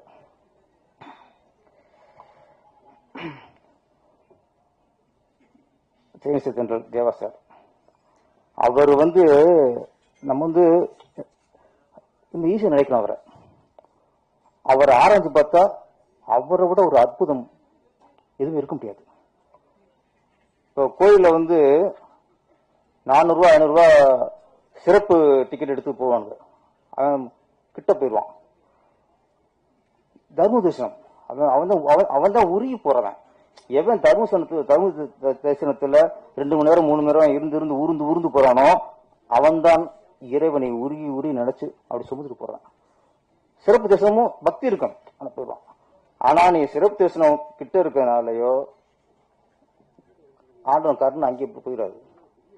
அவனுக்கு கிட்ட இருக்கணும் ஒண்ணுதான், தூரம் இருக்கும் ஒண்ணுதான்.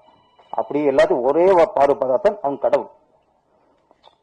மனிதர்கள் அப்படித்தான். எந்த மனிதன் எல்லாரும் ஒரே மாதிரி பாக்குறானோ, பணக்காரன் ஒரே பார்வையிலும் ஏழையில ஒரே பார்வை பார்த்தா அவன் இறைவனுக்கு சமம். தேவாசுர ஏன் அதிசயம் அற்புதம் சொன்னா, அவர் ஒரு பக்கம் பாட்ஷா, அண்ணாமலை, பெரிய பெரிய படங்கள் உச்சத்தில் இருக்காரு. அந்த நேரத்துல ஒரு பக்கம் பாட்ஷாவுக்கு இசையமைப்பாரு, மறுநாள் பார்த்தா புது டைரக்டர் புது ப்ரொடியூசர் அங்கேயும் இசையமைப்பார். தேவாசர் ஒரு ஆள் தான் எவ்வளவு உச்சத்தில் இருந்தாலும் எல்லாத்தையும் சரிசமா பார்த்தவர். ஒரு புது ப்ரொடியூசரு, புது இயக்குனர் ஈஸியா எளிதா போய் ஒரு பார்க்கக்கூடிய இசையமைப்பாளர் யாருன்னா அவர் தான். சிலர் புது டைரக்டர், புது ப்ரொடியூசர்னா ஒரு இசையமைப்பாட்ட அப்பம் வாங்க முடியாது. இசையமைக்க வைக்கிற அடுத்த விஷயம் மீட் பண்ண முடியாது, எல்லாத்தையும் விசாரிப்பாங்க. அப்ப சின்ன டைரக்டர், சின்ன ப்ரொடியூசர்னா நோ அப்பாயின்மெண்ட். இங்க அப்படி இல்லை, அவங்களுக்கு தான் முதலிடம். சின்ன ப்ரொடியூசருக்கும் சின்ன இயக்குனருக்கு தான் முதல்ல பார்ப்பாரு. ஏன்னா நிறைய பேர் அவரோட அருமை தெரியாமல திரையுலகம் இருக்கு சார். முதல்ல திரையுலகம் சார்பா, எல்லா இயக்குனர் சார்பா, நானும் புது டேரக்டர் இருந்து வந்தவன் தான். எல்லா சார் உங்களுக்கு நன்றி சார். 80-90ல நிறைய ஹீரோக்கள் இளையராஜா மியூசிக் பண்ணாதான் நடிப்பேன். அவரு மியூசிக் இல்லைன்னா காட்சி கொடுக்க மாட்டாங்க. அப்படி இருந்த காலம் உண்டு. ஆனா அந்த நேரத்துல ஒரு பக்கம் ரஜினி, ஒரு பக்கம் கமல், விஜயகாந்த், சத்யராஜ் போயிட்டு இருக்கு, முரளி, ராமராஜன், எல்லாருக்கும் இளையராஜா. அப்ப 2 பேர் வளர்றாங்க சார், அடுத்த ஜென்ரேஷன். ஒரு பக்கம் விஜய், ஒரு பக்கம் அஜித். விஜய் படத்துக்கு தொடர்ந்து இசையமைத்து அவரை வெற்றி போகிற ஹீரோ ஆக்குனவர் தேவா சார். எல்லா படம் ஹிட்டு. இந்த பக்கம் அஜித், ஆசை, இன்னொரு படம் ஆசையில் அத்தனை பாட்டு அற்புதம் கேட்டு போனோம். அப்போ இளையராஜா இருந்தா தான் ஒரு ஹீரோ உருவாகுங்கிற காலகட்டத்தில் ஒரு தலைவன் தளபதி உருவாக்குனவர் தேவா சார். இன்னைக்கு இந்த படத்துக்கு P2க்கு தேவா சார் மாதிரி இசையமைச்சு இந்த படத்துக்கு மிகப்பெரிய ஒரு பலம். இப்ப நிறைய பேர் ஆரம்பத்தை வெளிப்படுத்தினாங்க. சினிமா உள்ள சூழ்நிலை ஒன்னு புரிஞ்சுக்கணும் சார். ஸ்ட்ரைக் அப்படின்னால யார் பண்ணுவா? தொழிலாளர்கள் பண்ணுவாங்க. லேபர்ஸ் ஸ்ட்ரைக்குங்கிறது எப்பவுமே இது வரைக்கும் நம்ம பார்த்து வந்த ஒரு காலகட்டம். முதலாளிகள் ஸ்ட்ரைக் பண்றாங்கன்னா அது எவ்வளவு பெரிய ஒரு வேதனையான விஷயம். அப்போ தொழிலாளி ஸ்ட்ரைக் பண்றாங்க, ஓகே, அது நம்ம காலங்களும் பார்த்துட்டு ஒரு விஷயம் தான். முதலாளிகள் ஸ்ட்ரைக் பண்றாங்கன்னா நம்ம அதை கவனிக்கணும். ஏன் பண்றாங்கன்னா அப்ப எந்த அளவுக்கு அவங்க நொந்து போயிருப்பாங்க, எந்த அளவுக்கு அவங்க நொடிச்சு போயிருப்பாங்க. அவங்க ஸ்ட்ரைக் பண்ற அளவுக்குன்னா சின்ன எந்த லட்சணத்துல இருக்கு. ராஜசிம்மன் அவருடைய ஆதங்கத்தை வெளிப்படுத்தினார். ஓகே, அவருக்கு இது சும்மா இது ஒரு போர்ஸா பேசுற விஷயம் இல்லை. அவர் பேசும்போது தெரிஞ்சது இது மேடைக்கா பேசுறதோ அதுக்கா இல்ல, அது அந்த மனசு காயப்பட்டிருக்கு. அந்த காயத்தின் வலி வார்த்தையை வெளியே வந்துருச்சு. அவ்வளவுதான். நான் என்ன சொல்றேன்னா ஒன்னே ஒன்றுதான் சார், ஒரு தயாரிப்பாளர் நல்லா இருந்தா தான் சினிமா நல்லா இருக்கும். ஒரு தயாரிப்பாளர் லாபம் அடைந்தால்தான் இந்த தொழில் சுமூகமாக நடக்கும். ஒவ்வொரு புடிச்சரா அழிஞ்சிட்டே இருந்தானா என்ன மிஞ்சும்? எங்க ஏயும் படம் எங்க எடுக்கிறாங்க? கவியால படம் எடுக்கிறாங்களா? வாங்கி படம் எடுக்கிறாங்களா? தேனாடபிசி படம் எடுக்குதா? லட்சுமி முகேஷ் படம் எடுக்கிறாங்களா? சூப்பர் குட் பிளீஸ் படம் எடுக்குதா?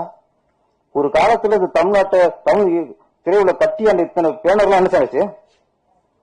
இந்த நிறுவனம் எங்க போச்சு? ஏன் அழிஞ்சிச்சு? ஏன் படம் எடுக்க மாட்டேங்கிறாங்க? ஏன் பயப்படுறாங்க? அப்ப சினிமா பத்தி தெரியாம புதுசு புதுசா வந்து அழிஞ்சிட்டே இருப்பாங்க. நம்ம ஒருத்தர் அழிவா, இன்னொருத்தர் வருவா, ஒருத்தர் அழிவா, இன்னொருத்தர் அழிவா. எத்தனை காலத்துக்கு? அது எப்பதான் கதாபசங்க உஷாராகணும். அவங்களுக்கு ஒரு கட்டத்தில் விழிப்புணர்வு வரும்ல. அப்ப அவங்க நம்மளை காப்பாத்துக்குங்க ஒரு முடிவு வருவாங்கல்ல. அந்த நேரம் தான் இது. நான் ஒண்ணு ஒரு ப்ரொடியூசரை நல்லா இருக்கணும்னு அந்த படத்தை நடிக்க நினைக்கணும் சார். அந்த படத்தை இயக்குனர் நினைக்கணும். இந்த தயாரிப்பாளருக்கு இந்த படத்தில் லாபம் கிடைக்கணும் அப்படின்னா அந்த டைரக்டர் மனசை நினைக்கணும், எடிட்டர் நினைக்கணும், ஒளிப்பதிவாளர் நினைக்கணும், ஜூனியர்ஸ் நினைக்கணும், செட்டால் நினைக்கணும், சாப்பிட பரிமாறுறாங்கல்ல ப்ரொடக்ஷன்ல அவங்க நினைக்கணும். ஒட்டுமொத்த பேரும். ஏன்னா அவர் தான் நமக்கு முதலாளி. அவர் குணம் நிறையா இருக்கலாம், அது பிரச்சனை இல்லை. அவங்க பணம் கொடுக்குற முதலாளி சார். முதல்ல டேரக்டர் எல்லாரும் இந்த படத்துல ஒரு லாபம் கிடைக்கும்னு நினைச்சாதான் அது ஆரோக்கியமான சினிமா. அவன் எக்கடி கட்டு போறான், ஒரு ஏடிஎம் மிஷின் அடிச்சோம்னா சினிமா அழிஞ்சிடும். இப்பதான் சங்கத்துக்கு ஒரு இது வந்திருக்கு, கட்டுக்கோப்பை கொண்டு வரணும், ஒரு நெறிமுறைக்கு உட்படணும், பேசுங்க, சீரமைங்க. ஆனா நம்ம ஒட்டுமொத்த சங்கமும் தயாரிப்பாளர் சங்கம் அப்படிங்கும்போது அதை மதிக்கணும். ஏன்னா அதுதான் சினிமா வாழ வைக்கிறது, எல்லாத்துக்கும் படி இழக்கிறது அதுதான். ஆனா அதே தயாரிப்பாளர்கள் சிலர் ஏமாற்றுவார்கள், சம்பளம் கொடுக்காம ஏமாத்த பார்ப்பாங்க, நம்ம தொழில நெரிப்பாங்க. ஒரு இயக்குனரை அவருடைய தொழில் இவங்க தலையிடுவாங்க. சொன்னாங்களே ஒருத்தர் விஜய் மில்டன், அவர் இல்லாமலே ஒரு காட்சியை மாற்றி அமைச்சிட்டாங்கட்டு. இது இது இது வந்து இது வேற இந்த மாதிரி அப்படி பிடிச்சிருக்காங்க. அது வந்து ஒரு தனிப்பட்ட ஒரு தயாரிப்பாளரின் குணம், தனிப்பட்ட தயாரிப்பாளரின் குணத்துக்கும் தயாரிப்பாளர் சங்கத்துக்கும் சம்பந்தம் இல்லை. அப்ப தனிப்பட்ட ஒரு குணம்னா அதுக்கு என்ன பண்ணுங்கிறத பேசி தீர்த்துக்கணும். ராஜேஷ்மன் சொன்னாரு, எங்க பிரச்சனை வருதுன்னா இது வந்து திரையுலக குடும்பம் சார்.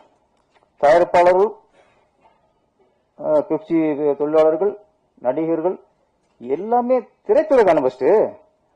இது அரசியல் கட்சி இல்லையே. நடிகர் சங்கம் ஒரு பக்கம் அறிக்கை, தயாரிப்பாளர் சங்கம் ஒரு பக்கம் அறிக்கை, இந்த பக்கம் பெப்சி ஒரு பக்கம் ஒரு அறிக்கை. நம்ம நானும் அரசியல் நடத்திக்கிருக்கோம், ஆளுக்கு கொள்கை கோட்பாடை வெளிப்படுத்திருக்கோம். குடும்பம், இந்த அண்ணன் தம்பி, அண்ணன் தங்கச்சி. ஃபர்ஸ்ட் ஒரு சங்கத்துக்குள்ள நடக்கிற பிரச்சனைய பிரச்சனை சொல்றது தப்பு சார். ஃபர்ஸ்ட் உங்களுக்கு தப்பு. எதுக்கு பிரச்சனை சொல்றீங்க? நீங்க வேஷம் நிக்க போறலாங்க, மக்கள் ஓட்டுக்க போறலாம், மக்கள்கிட்ட போய் இந்த விஷயம் சொல்றீங்க. ஏற்கனவே நிறைய ஆளுகள் விமர்சகர்கள் வந்து சினிமா நாடிச்சிருக்காங்க. ஏதோ கிடைக்குமா, அவன் தப்பு வேணா, இவன் குடும்பம் இப்படியா, இந்த நடிகை இப்படியா, இந்த நடிகை அங்கே போச்சா இங்கே போச்சா, இதை வச்சு நிறைய பேர் கோபப்படுத்திருக்காங்க. இது பத்த வந்து நம்ம வேற இந்த குடும்ப சண்டை போய் அவங்கள்ட்ட கொடுத்தோம்னா இது வழங்குமா? ஃபர்ஸ்ட் நடிகர்களுக்கு உங்களுக்கு பிரச்சனை, இங்க நடி சங்கத்துக்கு கூட்டு பேசணும். ராஜசிம்மனுக்கு ஒரு பிரச்சனையா, வாங்க, என்ன பிரச்சனை? எங்க இயக்குநர் சங்கம் சொல்றேன், இயக்குநர் சங்கத்துக்கு நிறைய பஞ்சாயத்து வரும் சார். அதுல ஒரு இயக்குநர் வந்து ஒரு தயாரிப்பாளர் மேல புகார் கொடுப்பாரு. நாங்க கூட்டு விசாரிக்கணும்னு தெரியும். சில நேரங்களில் எங்க இயக்குநர் மேல தப்பு இருக்கும். அது ரெண்டு பேரும் ஒன்னா வச்சு பேசும்போதுதான் தவறு யாருடையது. புகார் கொடுத்துட்டா புகார் கொடுக்கப்பட்ட தப்பாயிருவாரா என்ன? விசாரிக்க போதுதான் தெரியும் யாரு தப்பு, யாரு மேல தவறுங்கிறான். அப்ப எங்க இயக்க சங்கத்துக்கு சில பஞ்சாயத்துல எங்க இயக்குனர் தவறு இருக்கும். அவர்கிட்ட அப்ப சுட்டி காட்டி உன் மேல தப்பு இருக்கு, நீ இப்படி மாத்திக்கோ, நீ இவ்வளவு எதிர்பார்க்காத, இது வாங்கிக்கோ அப்படின்பான். போயிருவாங்க. எந்த இயக்க சங்கம் எத்தனையோ பிரச்சனை வந்துருக்கு சார். இவ்வளவு இது வரைக்கும் பிரச்சனை வந்து கொடுத்தது இல்லை. நாங்க அந்த வகையில இயக்க சங்கத்தை நினைச்சு நான் பெருமைப்படுறேன். எங்க இயக்க சங்கத்துல ஒரு இது இருக்கு, தேர்தலே எங்க தேர்தலில் போஸ்ட் ஓட்டுறதோ மீடியாவில் போய் பேசுறதெல்லாம் அதெல்லாம் கூடாது. அது தேர்தல் அறிக்கையில நாங்க வந்து போட்டிருக்கோம். அதனால நம்ம இது குடும்ப விஷயம். இதுல வந்து ஒரு நடிகை மேல தப்பு இருக்கா கூட்டு பேசினா சரியாயிரும். இதை போய் போட்டு பத்திரிக்கை போட்டோம்னா, நீங்க பத்திரிக்கை வெளியே போனதுக்கு அப்புறம் தான் அப்ப ஈவு ஜாஸ்தி ஆயிரும். பத்திரிக்கை பப்ளிக்ல ஒரு விஷயம் போனோம்னா என் பேர் கெட்டு போச்சு அப்படி திருப்பி அவர் கூட்டு வந்து சமாளப்படுத்துறது ரொம்ப கஷ்டமாயிரும். ஆனா இருக்கிற சினிமா பிரச்சனைகள், சினிமாவில் சொன்னது இந்த விமர்சன பேர்லயே நிறைய கொள்றாங்க. இதுல இது நம்மளே போய் அவங்களுக்கு தீனி கொடுக்குறோம். இது ஈக்குவலா பிரச்சனை வந்து சுமூகத்துக்கு வராது. இன்னொன்னு, இந்த ஸ்ட்ரைக்கு தயவுசெய்து ராஜேஷ் எல்லாம் இருக்காரு, இந்த ஸ்ட்ரைக் நடக்கக்கூடாது சார், நடக்கக்கூடாது. ஒரு முதலாளி ஸ்ட்ரைக் பண்ணாங்கிற ஒரு வரலாறு நம்ம தமிழ் தெருவில் வந்துடக்கூடாது. அது மிகப்பெரிய அவமானது. இன்னொன்னு, அதுல பாதிக்கப்படுறது தயாரிப்பில் பாதிக்கப்படுறது அதிகம் பாதிக்கப்பட போறதில்ல. பாதிக்கப்படுறது யாருன்னா திரைத்துறை தொழிலாளர்கள் தான். அவங்க தான் தினக்கூலிகள் தான். அண்ணனுக்கு சம்பளம் வாங்குறான் பாருங்க. நீங்க 4 மாசம் 5 மாசம் ஸ்ட்ரைக் போட்டீங்கன்னா அவன் சவுத்துக்கு என்ன பண்ணுவான், அவனுக்கு என்ன வருமானம் பண்ணுவாங்க. அதனால ஸ்ட்ரைக் நடக்கக்கூடாது அப்படின்னு நான் ஆண்டவனை வேண்டிக்கிறேன். ராஜேஷ் சார் அதெல்லாம் பார்த்துக்குவாரு. P2 படம் மிகப்பெரிய வெற்றி அடையணும். இது வந்து ஹார்ட் ஒர்க்கு நம்ம டேர்ல தெரியுது. சிவத்தோட ஹார்ட் ஒர்க்கு நம்ம கேமரா வெற்றி வந்து உண்மையிலேயே ரொம்ப சாசனம் பிரமாண்டமா இருக்கு. இந்த படத்தை நடித்த கதாநாயகன் எல்லாருக்கும் இந்த படம் பேர் வரணும். அந்த நின்னே சரணடைந்தன் பாடல் ரொம்ப நல்லா இருந்துச்சு சினேஷ் சார். ஆனா அந்த சாங்கை தனியா கேட்டு வச்சுக்கல, எங்க விஷுவல வேற. நின்னே சரணடைந்தன் காதலா காதலாங்கும் போது விஷயம் வேற மாதிரி இருக்கும். ஆனா இந்த கதைக்கு ஏற்ற மாதிரி நம்ம சிவன் வந்து அதையும் கிளிகள் பாக்கிட்டாரு. ஆமா ஆமா, நம்ம வேற மாதிரி நினைச்சுக்கிட்டு இருக்கோம், இவர் நினைவு வச்சுட்டாரு. ஒரு படத்துக்கு ஏற்ற மாதிரி அவங்க அமைச்சுக்குவாங்க. இந்த படம் மிகப்பெரிய வெற்றி அடையணும். ராதியா மேடம், ஜானி மாஸ்டர் எல்லாரும் உழைப்பும் வீண் போகாது. எல்லாருக்கும் வெற்றி கிடைக்கும் சார். நன்றி, வணக்கம். Thank you sir. அடுத்தபடியாக P2 படத்தின் தயாரிப்பாளர் பி. ராமலிங்கம் அவர்கள். நடிகர் தயாரிப்பாளர் அவர் யாரு துரோகம் பண்ணார் மட்டும் சொல்லாம ஒட்டுமொத்த ப்ரொடியூசரை எது தப்பு பண்ண மாதிரி ஜெனரலா பேசிட்டு போயிட்டாரு. தம்பி, உங்களுக்கு துரோகம் பண்ணவன் தப்பு, அது எப்படி துரோகம்லாம் தெரியாது. இது ஒரு ப்ரொடியூசர் நடத்துற விழா. அவர் என்ன கஷ்டப்பட்டாருன்னு நீங்க அவரை பார்த்த கேட்டா தான் தெரியும். ஒட்டுமொத்தமா பேசிட்டு ப்ரொடியூசர் கவுன்சில் தலையிடல. ஒரு நீங்க கவுன்சில்ல போய் கம்ப்ளைண்ட் பண்ணீங்களா? கோச்சிக்காதீங்க, ஒரு அண்ணனா கேட்கிறேன். எத்தனை மெம்பர் இருக்காங்க? 2000 மெம்பர் இருக்காங்க. எவ்வளவு பிரச்சனை, படம் எடுக்கிறோம் 200 பேர் எடுக்கிறான், எத்தனை பிரச்சனை வரும். அப்ப ப்ரொடியூசர் கவுன்சில வந்து கேட்கும். நாம போ நடிகர் சங்கம், நீங்க நடிகர்னா நடிகர் சங்கம் போகணும். இப்ப பாருங்க, நீங்க இந்த தம்பி நம்ம நல்லா பேசுனீங்க, பட் திருட்டு விசிறிய பத்தி லைக்கா பத்தி பேசுனீங்களே. பர்மா பசார்ல போய் கலவரத்தை பண்ணி அடிச்சு நொறுக்கி 5 நாள் ஜெயில இருந்த கே ராஜனை அவன் ஆதிச்சானா? ஒரு தாதரிச்சானா? செய்யவே மாட்டான். நீ தலையிட்டினா என்ன பண்ணுவாங்க பின்னால? அவர் எதுக்கு அங்க போறாரு? நானா போனேன். உலக நாயகன் எனக்கு போன் போட்டு அவரு போய் கலவரம் பண்ணி அங்க வெட்டு குத்தாயி அவரு ஓடி போய் செக்ரட்டரியேட் கிட்ட இருந்து எனக்கு போன் பண்றாரு. திருப்பி ஓடும் போது பர்மா பசார்ல எல்லாம் வந்து வெட்டிட்டாங்க, கலவரம் ஆயிடுச்சு, நீங்க பாப்பா. அப்ப நான் தமிழ் திரைப்பட பாதுகாப்பு கழகம்னு ஆரம்பிச்சு திருட்டு விசிடி தயாரிக்கிறவன் விக்கிறவன் கடையெல்லாம் அடிச்சுக்கிட்டு இருக்கேன். ரவுடிசம் பண்ண போலீஸ் எச்சரித்தது. கவலைப்படல, என் சினிமா அழிச்சுக்கிட்டு இருக்கீங்க, அவனை அடக்க குண்டர் சட்டல போடுன்னு போராடி 5 நாள் ஜெயிலுக்கு போன சினிமாக்கார யாருன்னா இருக்கானா?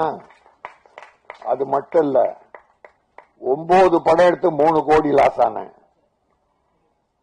அதுல டபுள்ஸ் ஒரு படம், பிரபுதேவா மீனா, இந்த என் தம்பி தேவாவின் மகன் ஸ்ரீகாந்த் அங்க செல்ல பிள்ளை, அவனை மியூசிக் டைரக்டரா போட்டேன்.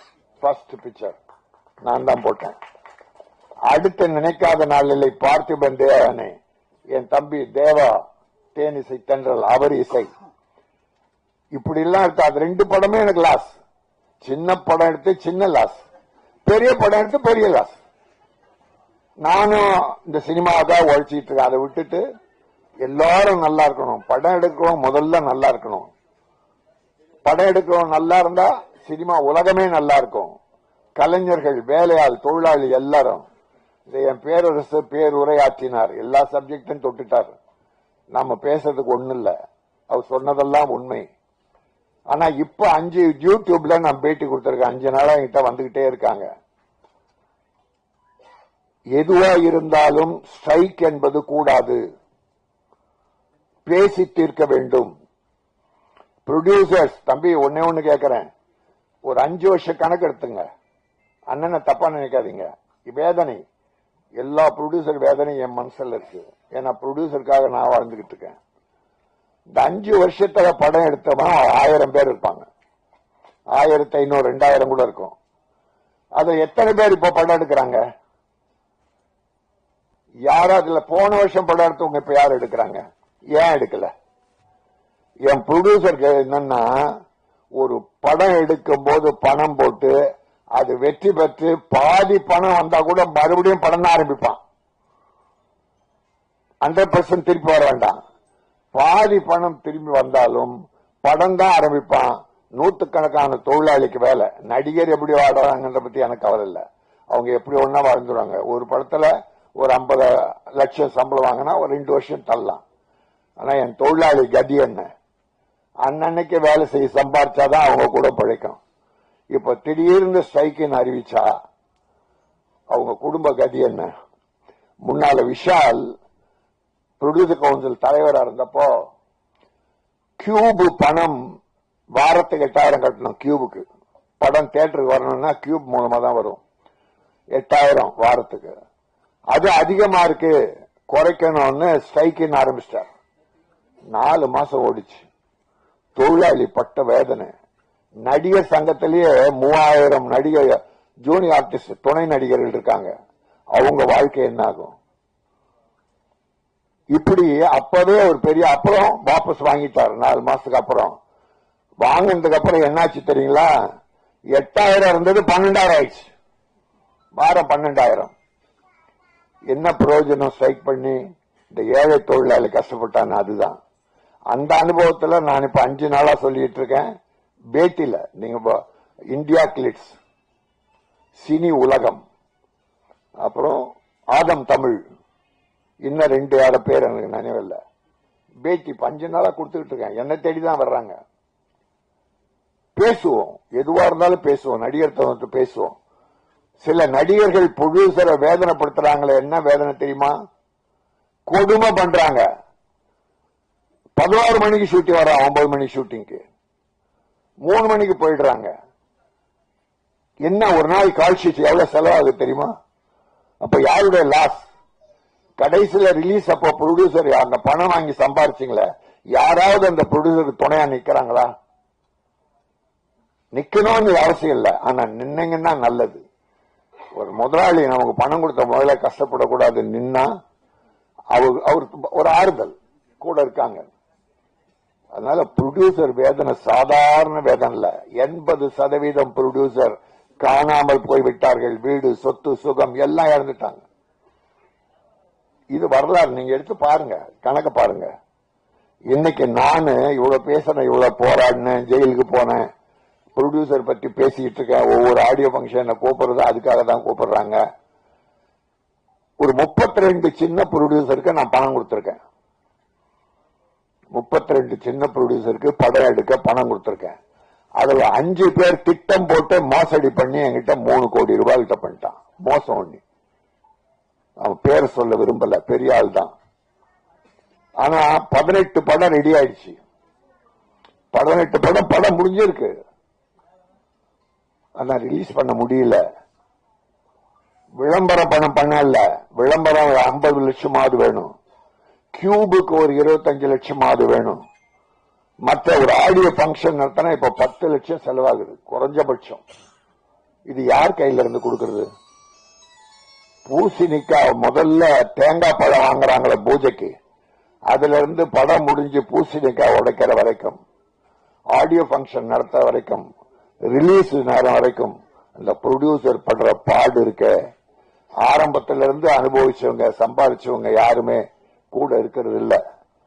இருந்தா நல்லது, இருக்கணும்னு அவசியம் இல்ல. ஒரு மனிதாபிமானம். ப்ரொடியூசர் நம்மளை வச்சு படம் எடுத்தார், அவர் கூட இருந்து ரிலீஸுக்கு உதவுவோம் என்று நினைச்சா அவருக்கு ஒரு தெம்பா இருக்கும். வேற ஒண்ணும் இல்ல. அதனால உங்களுக்கு யார் துரோகம் பண்ணாங்களோ அது தப்பு. அப்படி பண்ணியிருந்தா உங்க மனத்தை நோகடிச்சிருந்தா. இது பொது. இதுல எனக்கு என்னன்னா, ஏதோ நிறைய ப்ரொடியூசர் உங்களை பாதிக்க வச்ச மாதிரி தெரிஞ்சது. அதுக்காக தான் சொன்னேன், தப்பா நினைக்காதீங்க. இங்க வாமா.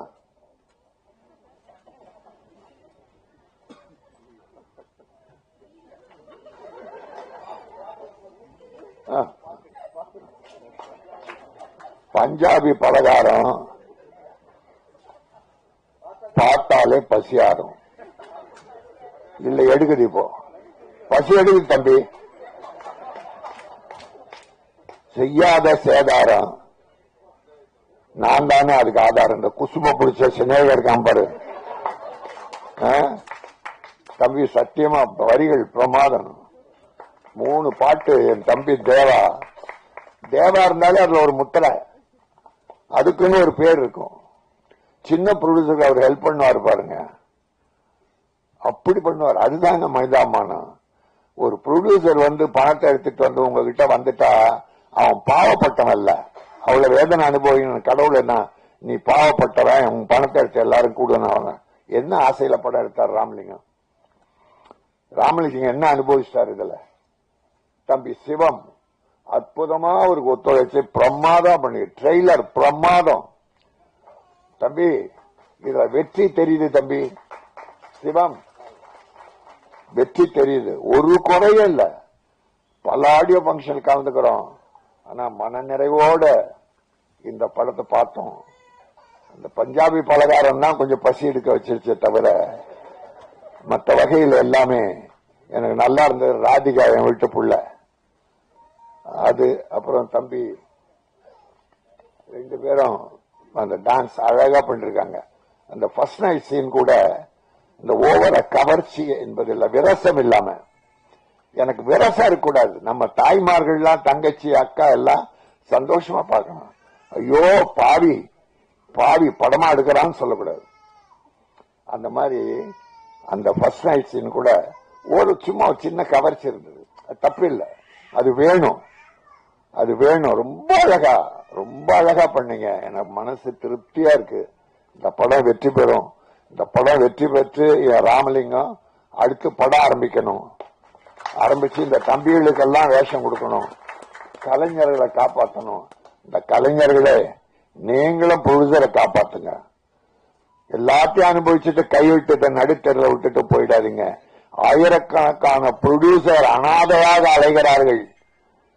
எல்லாத்தையும் இழந்து சுகம் துக்கம் குடும்பம் எல்லாத்தையும் இழந்து அலைகிற வரலாறு என்னிடத்தில் இருக்கிறது. அதனால இப்ப இருக்கிற சினிமா ஸ்ட்ரைக், தொழிலாளர்களை பட்டினி போடாதீர்கள். பேச்சுவார்த்தை மூலம் எல்லா பிரச்சனைகளையும் தீர்த்து கொள்ளலாம். நடிகர் சங்கமம் தவறு செய்கிற அந்த நடிகர்களை கண்டிக்கணும். தெரியும், நடிகர் சங்கத்துக்கே தெரியும் யார் யார் எப்படி, எல்லாரும் சொல்ல. இப்ப கார்த்திக் தம்பி இருக்குது, ஜெயம் ரவி இருக்குது, விஜய் சேதுபதி, சிவகார்த்திகேயன், இன்னும் நிறைய நடிகர்கள்லாம் டேட் கொடுத்தா கரெக்டா பர்ஃபெக்டா நடிச்சு முடிப்பாங்க. அவ்வளவுதான் வேணும். 9 மணி கால் ஷீட்னா ரஜினி சார் 7:30 மணிக்கெல்லாம் வந்து உட்கார்றாரு. அன்னைக்கு சிவாஜி கணேசன் 7:30 மணிக்கு மேக்கப் போட, அதனால்தான் காலமெல்லாம் வாழ்ந்தார்கள். இன்னைக்கு ரஜினிகாந்த் சூப்பர் ஸ்டார் பேர் எடுக்கிறாருன்னா எந்த ப்ரொடியூசருக்கும் அவர் வேதனை தந்ததில்லை. 95% எல்லாமே வெற்றி படங்களை கொடுத்து ப்ரொடியூசரை வாழ வைத்தார். ஆகவே எல்லோரும் தயாரிப்பாளர் நன்றாக இருக்க வேண்டும் என்று நல்ல மனதோடு வாழ்த்து வேலை செய்யுங்கள். கடைசி வரை துணை நில்லுங்கள். சினிமா வெற்றி பெறும். எல்லோரும் நலமாக இருக்கலாம் என்பதை சொல்லி இந்த P2 2% வெற்றி பெற்று இந்த 2% ப்ரொடியூசர் அண்ட் டைரக்டர் கூட அவரோட இணைந்த கலைஞர்கள், இசையமைப்பு எல்லாரும் நல்லா இருக்கணும், மகிழ்ச்சியா இருக்கணும், வெற்றி பெறணும். நன்றி, வாழ்த்துக்கள். எல்லாத்துக்கும் வணக்கம். என் பேர் ராமலிங்கம். இது என்னோட முதல் படம். இது என்னோட முதல் படம் P2. இது என்னோட முதல் ஸ்டேஜும் கூட. நான் காலேஜ்லயா இருக்கட்டும் ஸ்கூல்லயா இருக்கட்டும் பேக் ஷீட் தான் நான். ஸோ இது என்னோட முதல் ஸ்டேஜ் சொல்லலாம். இங்க வந்திருக்கிற எல்லா பத்திரிகை நண்பர்களுக்கும் ஊடகங்களுக்கும் நன்றியை தெரிவித்துக் கொள்கிறேன். மெயினா இந்த படம் சின்ன வயசுல இருந்தே நான் படம் பார்த்துட்டு இருப்பேன். நிறைய படம் எடுக்கணுங்கிறது மோட்டிவ் கொஞ்சமா வந்துட்டு இருந்து, நம்மளும் ஒரு டைம்ல படம் எடுக்க முடியுமா அப்படிங்கிற ஒரு சூழ்நிலை வருமா அப்படின்னு சொல்லிட்டு ரொம்ப காலமா யோசிச்சுக்கிட்டே இருந்தேன். இது ஒரு நல்ல நட்பு மூலியமா இந்த ஒரு படம் எடுக்கிறதுக்கு வாய்ப்பு கிடைச்சிருந்தது. சொந்தவங்க எல்லாருமே இந்த படம் எப்படி எடுப்பீங்க, அது அனுபவம் இருக்கா அப்படிங்கிற மாதிரி கேட்டுக்கிட்டு இருந்தாங்க. அதனால இனிஷியலா யார்கிட்டயுமே சொல்ல நான் படம் எடுக்க போறேன் அப்படின்னு சொல்லிட்டு, நான் ஆரம்பிச்சதுக்கு அப்புறம் ஃபர்ஸ்ட் பார்க்கலாம், அதுக்கப்புறம் இன்ஃபார்ம் பண்ணலாமேன்னு சொல்லிட்டு முதல்ல அதை ஆரம்பிச்சிட்டேன். நான் படம் எடுக்க போறேன் அப்படின்னு சொல்லிட்டு முதல் படத்திலேயே எனக்கு பெரிய பக்கபலமா இருந்தது. படம் கண்டிப்பா சக்சஸா பண்ணிடுவேன் அப்படின்னு சொல்லிட்டு எனக்கு கிடைச்சது தேவா சார். மெயினா எனக்கு தேவா சார் கிடைச்சது முதல் படத்துல. அப்படின்னே இந்த படம் நான் கண்டிப்பா படம் எடுத்து முடிச்சிருவேன் அப்படிங்கிற ஒரு பெரிய கான்பிடன்ட் எனக்கு வந்துருச்சு. அதுக்கப்புறம் ஸ்நேகன் சார் நிறைய எங்க வீட்டுல என் ஒய்ஃபோடக்கும் ஸ்நேகன் சாருடைய ரொம்ப ஃபேனு. அந்த ஸ்நேகன் சாரும் இந்த படத்துல ஒரு லைன் எல்லாம் கொடுக்கறாரு அப்படின்னோடனே கண்டிப்பா இந்த என்னால் சக்சஸா பண்ண முடியும் அப்படிங்கிற ஒரு இது வந்துடுது எனக்கு. அதுக்கப்புறம் எனக்கு ஆனா அந்த சின்ன வயசுல இருந்து எந்த ஷூட்டிங்க்கும் போய் பார்த்ததில்ல, எதுவுமே பண்ணதில்ல. இந்த படத்துல எனக்கு பாத்தீங்கன்னா டைரக்டர் மற்றும் அப்புறம் எனக்கு கேமராமேன் 2 பேரும் பக்கபலமா இருந்து படத்தை எனக்கு ஒரு கஷ்டமும் இல்லாம படத்தை எனக்கு செஞ்சு கொடுத்திருந்தாங்க. எனக்கு ஒரு கஷ்டமே கிடையாது. படம் எடுக்கிறதுல போய் எல்லாரும் கேட்பாங்க, எப்படி மொதல் படத்திலேயே எப்படி ஒரு கஷ்டம், எப்படி நீ எடுப்ப, எப்படி பண்ணுவ, எல்லாத்தையும் எப்படி டேக்கிள் பண்ணுவ, அது நிறைய கொஸ்டின் கேட்பாங்க. இந்த கஷ்டங்கள் எந்த கஷ்டமும் எனக்கு கொடுத்தது கிடையாது. அவங்க சொன்ன டைமுக்கு சொன்ன மாதிரி அழகா சொன்ன மாதிரி படத்தை கம்ப்ளீட் பண்ணி கொடுத்திருக்காங்க. இந்த படத்தை நல்லா வெற்றி பண்றதுக்கு எல்லாரும் ஒத்துழைக்கணும். நன்றி, வணக்கம். Thank you sir. இந்த உலகத்துல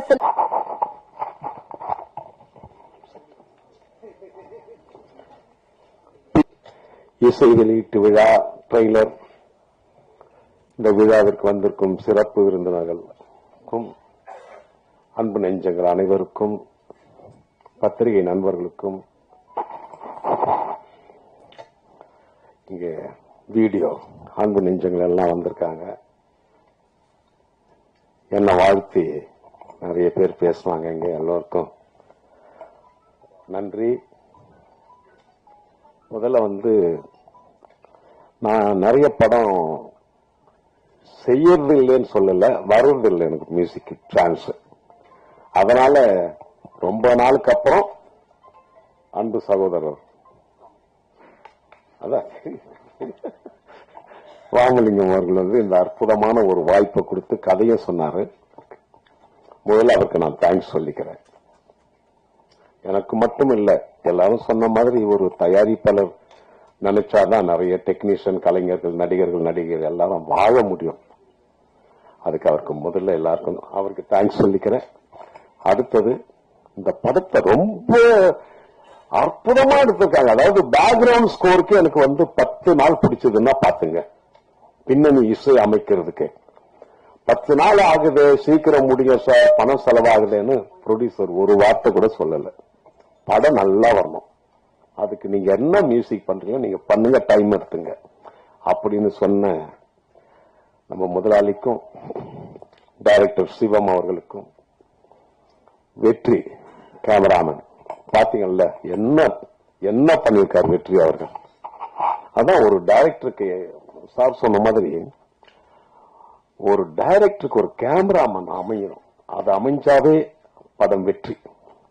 அதே போல அந்த வெற்றி கேமராமேன் அமைச்சிருக்காரு. எனக்கு ஒரு சந்தோஷம் என்னன்னா, நான் நிறைய ஆடியோ ஃபங்க்ஷன் போயிருக்கேன். ஆடியோ ரிலீஸ் லான்ச் அன்னைக்கு ரிலீஸ் டேட் சொன்ன ஒரே படம் இந்த படம் தான். 9ஆம் தேதி படம் ரிலீஸ் சொன்ன ஒரே படம் P2 தான். அதே போல இங்க நம்ம ராதிகா அம்மா, ஜானி அவர்கள் எல்லாரும் ஸ்நேகன எல்லாரும் அந்த பஞ்சாபி பலகாரத்தை பத்தி பேசினாங்க. அவரு எந்த பாட்டையும் வச்சு செஞ்சிருவாரு. பஞ்சாபியா இருந்தாலும் சரி, அந்த மெலோடி சாங் உன்னையே அது, அப்புறம் அல்லா சாங் குத்தூஸ் பாடியிருப்பார். ரொம்ப நல்லா இருக்கும். நாகூர் அலிபா வாய்ஸ் மாதிரியா இருக்கும். அவ்வளவு அழகா பாடினார் அவர். அதே மாதிரி நான் சூப்பர் சிங்கர்களை தான் பாட வச்சேன். விஜய் டிவில வர பிள்ளைங்க பசங்களை தான் பாட வச்சு என்ன அழகா பாடிருக்காங்க பாத்தீங்களா. பிரியங்கா அவர்கள், பிரியா ஜெர்சன் ஒரு பஞ்சாபி பாட்டு பாடுந்த பிரியா ஜெர்சன். அதே மாதிரி ஆதித்தன் ஒரு சிங்கர் பையன் நல்ல அற்புதமா பாடினாங்க. வளர்ந்து வரும் கலைஞர்கள் எப்பவுமே அது சினிமாவில் இயற்கை. நமக்கு வயசு ஏற ஏற சின்ன ஆளுங்களை வச்சு பாட வைக்கிறது. அப்ப நம்மளும் யூத் ஆயிடுறோம். ஸ்நேகன் சிரிக்கிறோம். அப்பதான் நம்ம எதிர்பார்க்கிற விஷயம் கிடைக்கும் படத்துல. என்னப்பா அந்த இப்ப நீங்க எல்லாம் பாட்டு ரசிச்சதுக்கு காரணம் அந்த வாய்ஸ் தான், குரல் தான். இளமை சின்ன பசங்க குரல் தான். அது என்னையே சின்னவன் ஆக்கிடுச்சு, சின்ன வயசு ஆக்கிடுச்சு. நீங்க அதே யூத்தா இருக்கார் தேவான்றது காரணம் வாய்ஸ், வரி, ஸ்நேகனுடைய வரி. எல்லா பாட்டும் அற்புதமா எழுதுவார். ஆனா எங்க கம்போசிங் ஒரு கம்போசிங் மாதிரியே தெரியாதுங்க. ஒரு ஃபேமிலி மாதிரி தெரியும். நாங்க கம்போஸ் பண்றது கொஞ்ச நேரம் தான். ஊர் கதை, உலக கதை, இத பேசி நாங்க முதல்ல சந்தோஷம் பண்ணோமா. எப்பவுமே படைக்கிறவங்க சந்தோஷப்பட்டதான் மக்கள் சந்தோஷப்படுவாங்க. நம்ம ரொம்ப அப்படி முகத்தை வச்சு சீரியஸா இருந்தா மக்கள் அவங்களும் சீரியஸா பைக்கான்ஸ் போயிடுவாங்க. இந்த எல்லாமே எல்லாரும் நல்லா நடிச்சாங்க. நம்ம ராஜசிம்மன் அவர்கள் படத்துல என்ன டெரர். நான் முதல்ல பண்ற 6 படமே இந்த படம் தான். 410 படத்துல இது முதல் படம் இந்த படம் பண்றேன் நான். இவ்வளவு படங்கள் பண்ணி எனக்கு ஒரு ஹாரர் படம் பண்ணலையேன்னு நினைச்சிட்டு இருந்தேன். ஆனால் இனி பண்ணிட்டு அந்த படமும் பண்ணியிருக்கேன். ஆனா படம் நல்ல படங்க. நான் மேடையில பேசுறேன் அதுக்காக சொல்லல. படத்துல சீன் இருந்தாதான் மியூசிக்கே வரும். ஒரு ரீரிகார்டிங் பண்ணும்போது அவ்வளவு டெரரா நம்ம பண்றோம்னா படத்துல பண்ணவங்க ஒர்க் பண்ணவங்க அப்படி பண்ணாங்க. அவர் ராஜசிம்மன் ஆகட்டும், இன்னொரு ஹீரோயின் ஆகட்டும், எல்லாருமே எல்லா நடிகர்கள் எல்லாம் வந்திருக்காங்க. நான் படத்துல பார்த்தவங்க எல்லாம் இருக்காங்க. அந்த ஒரு பாய் நடிச்சவர் நம்ம எல்லாரும் நல்லா.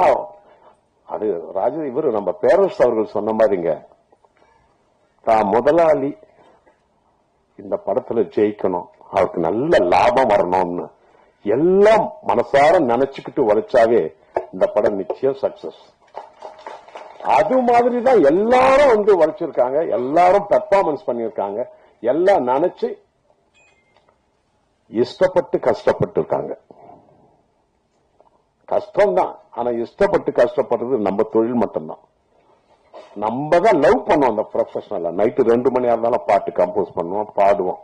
அது போல இந்த அற்புதமான விழாவுக்கு எல்லோருக்கும் நன்றியை தெரிவிச்சு இந்த படம் முதல்ல ராஜன் சார் பேசும்போது ஒண்ணு சொன்னாரு, எனக்கு பக்குன்னு ஆயிடுச்சு.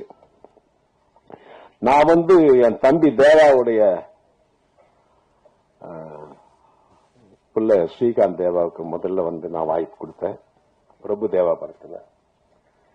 அடுத்தது பார்த்திபன் நடிச்ச படத்துல தம்பி தேவாவுக்கு மியூசிக் கொடுத்தேன். 300 கோடி லாஸ் ஆயிடுச்சுன்னா இல்ல, அது காமெடி சொல்றேன்னா 300 கோடி லாஸ் ஆயிடுச்சுன்னு சொன்னீங்களே, 3 கோடியா? அப்போ நீங்க சொன்ன இடம் கரெக்ட், அந்த சொன்ன இடம் தப்பு.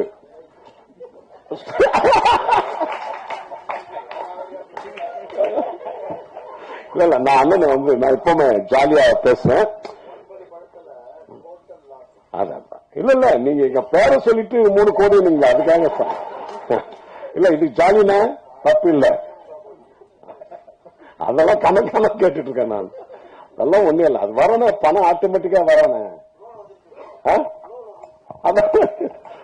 எனக்கு ரொம்ப இந்த மேடை ரொம்ப இதுவா இருக்கு, ஹாப்பியா இருக்கேன். எல்லாம் மறந்து சந்தோஷமா இருக்கிற இடம் இது. அம்மா நல்லா நடிச்சம்மா. நான் பஞ்சாபி பலகாரம் நானும் சொல்லக்கூடாது, ஏன்னா நாளைக்கு யூடியூப்ல ரெடியா இருப்பாங்க. இல்ல இதெல்லாம் விட ஒருத்தர் செஞ்சுட்டாரு, உங்களை கூப்பிட்டு இங்க நிக்க வச்சு ரசிச்சு எங்க அண்ணன் நாளைக்கு யூடியூப்ல அவர்களை கூப்பிட்டு அதுக்கு இது வேற இருக்காங்க. வெரி குட், எல்லாருக்கும் வெரி குட் வெரி குட். எல்லோருக்கும் என்னுடைய நம்ம சிவம் அவர்கள், வெற்றி அவர்கள், ப்ரொடியூசர் அவர்கள், எல்லா டெக்னீஷியன் நடிகர்கள், சரவண சுப்பையா நல்லா என்னை பத்தி அஜித் படத்தை பத்தி பேசினார்.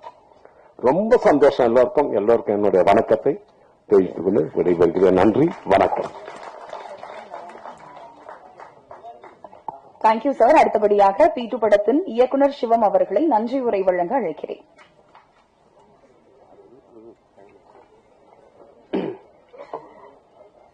ஊடக நண்பர்கள் அனைவருக்கும் வணக்கம். இந்த வருகை தந்திருக்கும் அனைத்து இயக்குநர்களுக்கும் என் மனமார்ந்த நன்றியை தெரிவித்துக் கொள்கிறேன். நேர குறைவாக இருப்பதால் விழாவை சிறப்பித்து முடிக்குமாறு பணிவுடன் வேண்டுகிறேன். Thank you sir. முக்கியமான தருணத்துக்கு வந்திருக்க இசை மற்றும் ட்ரெய்லர் வெளியீடு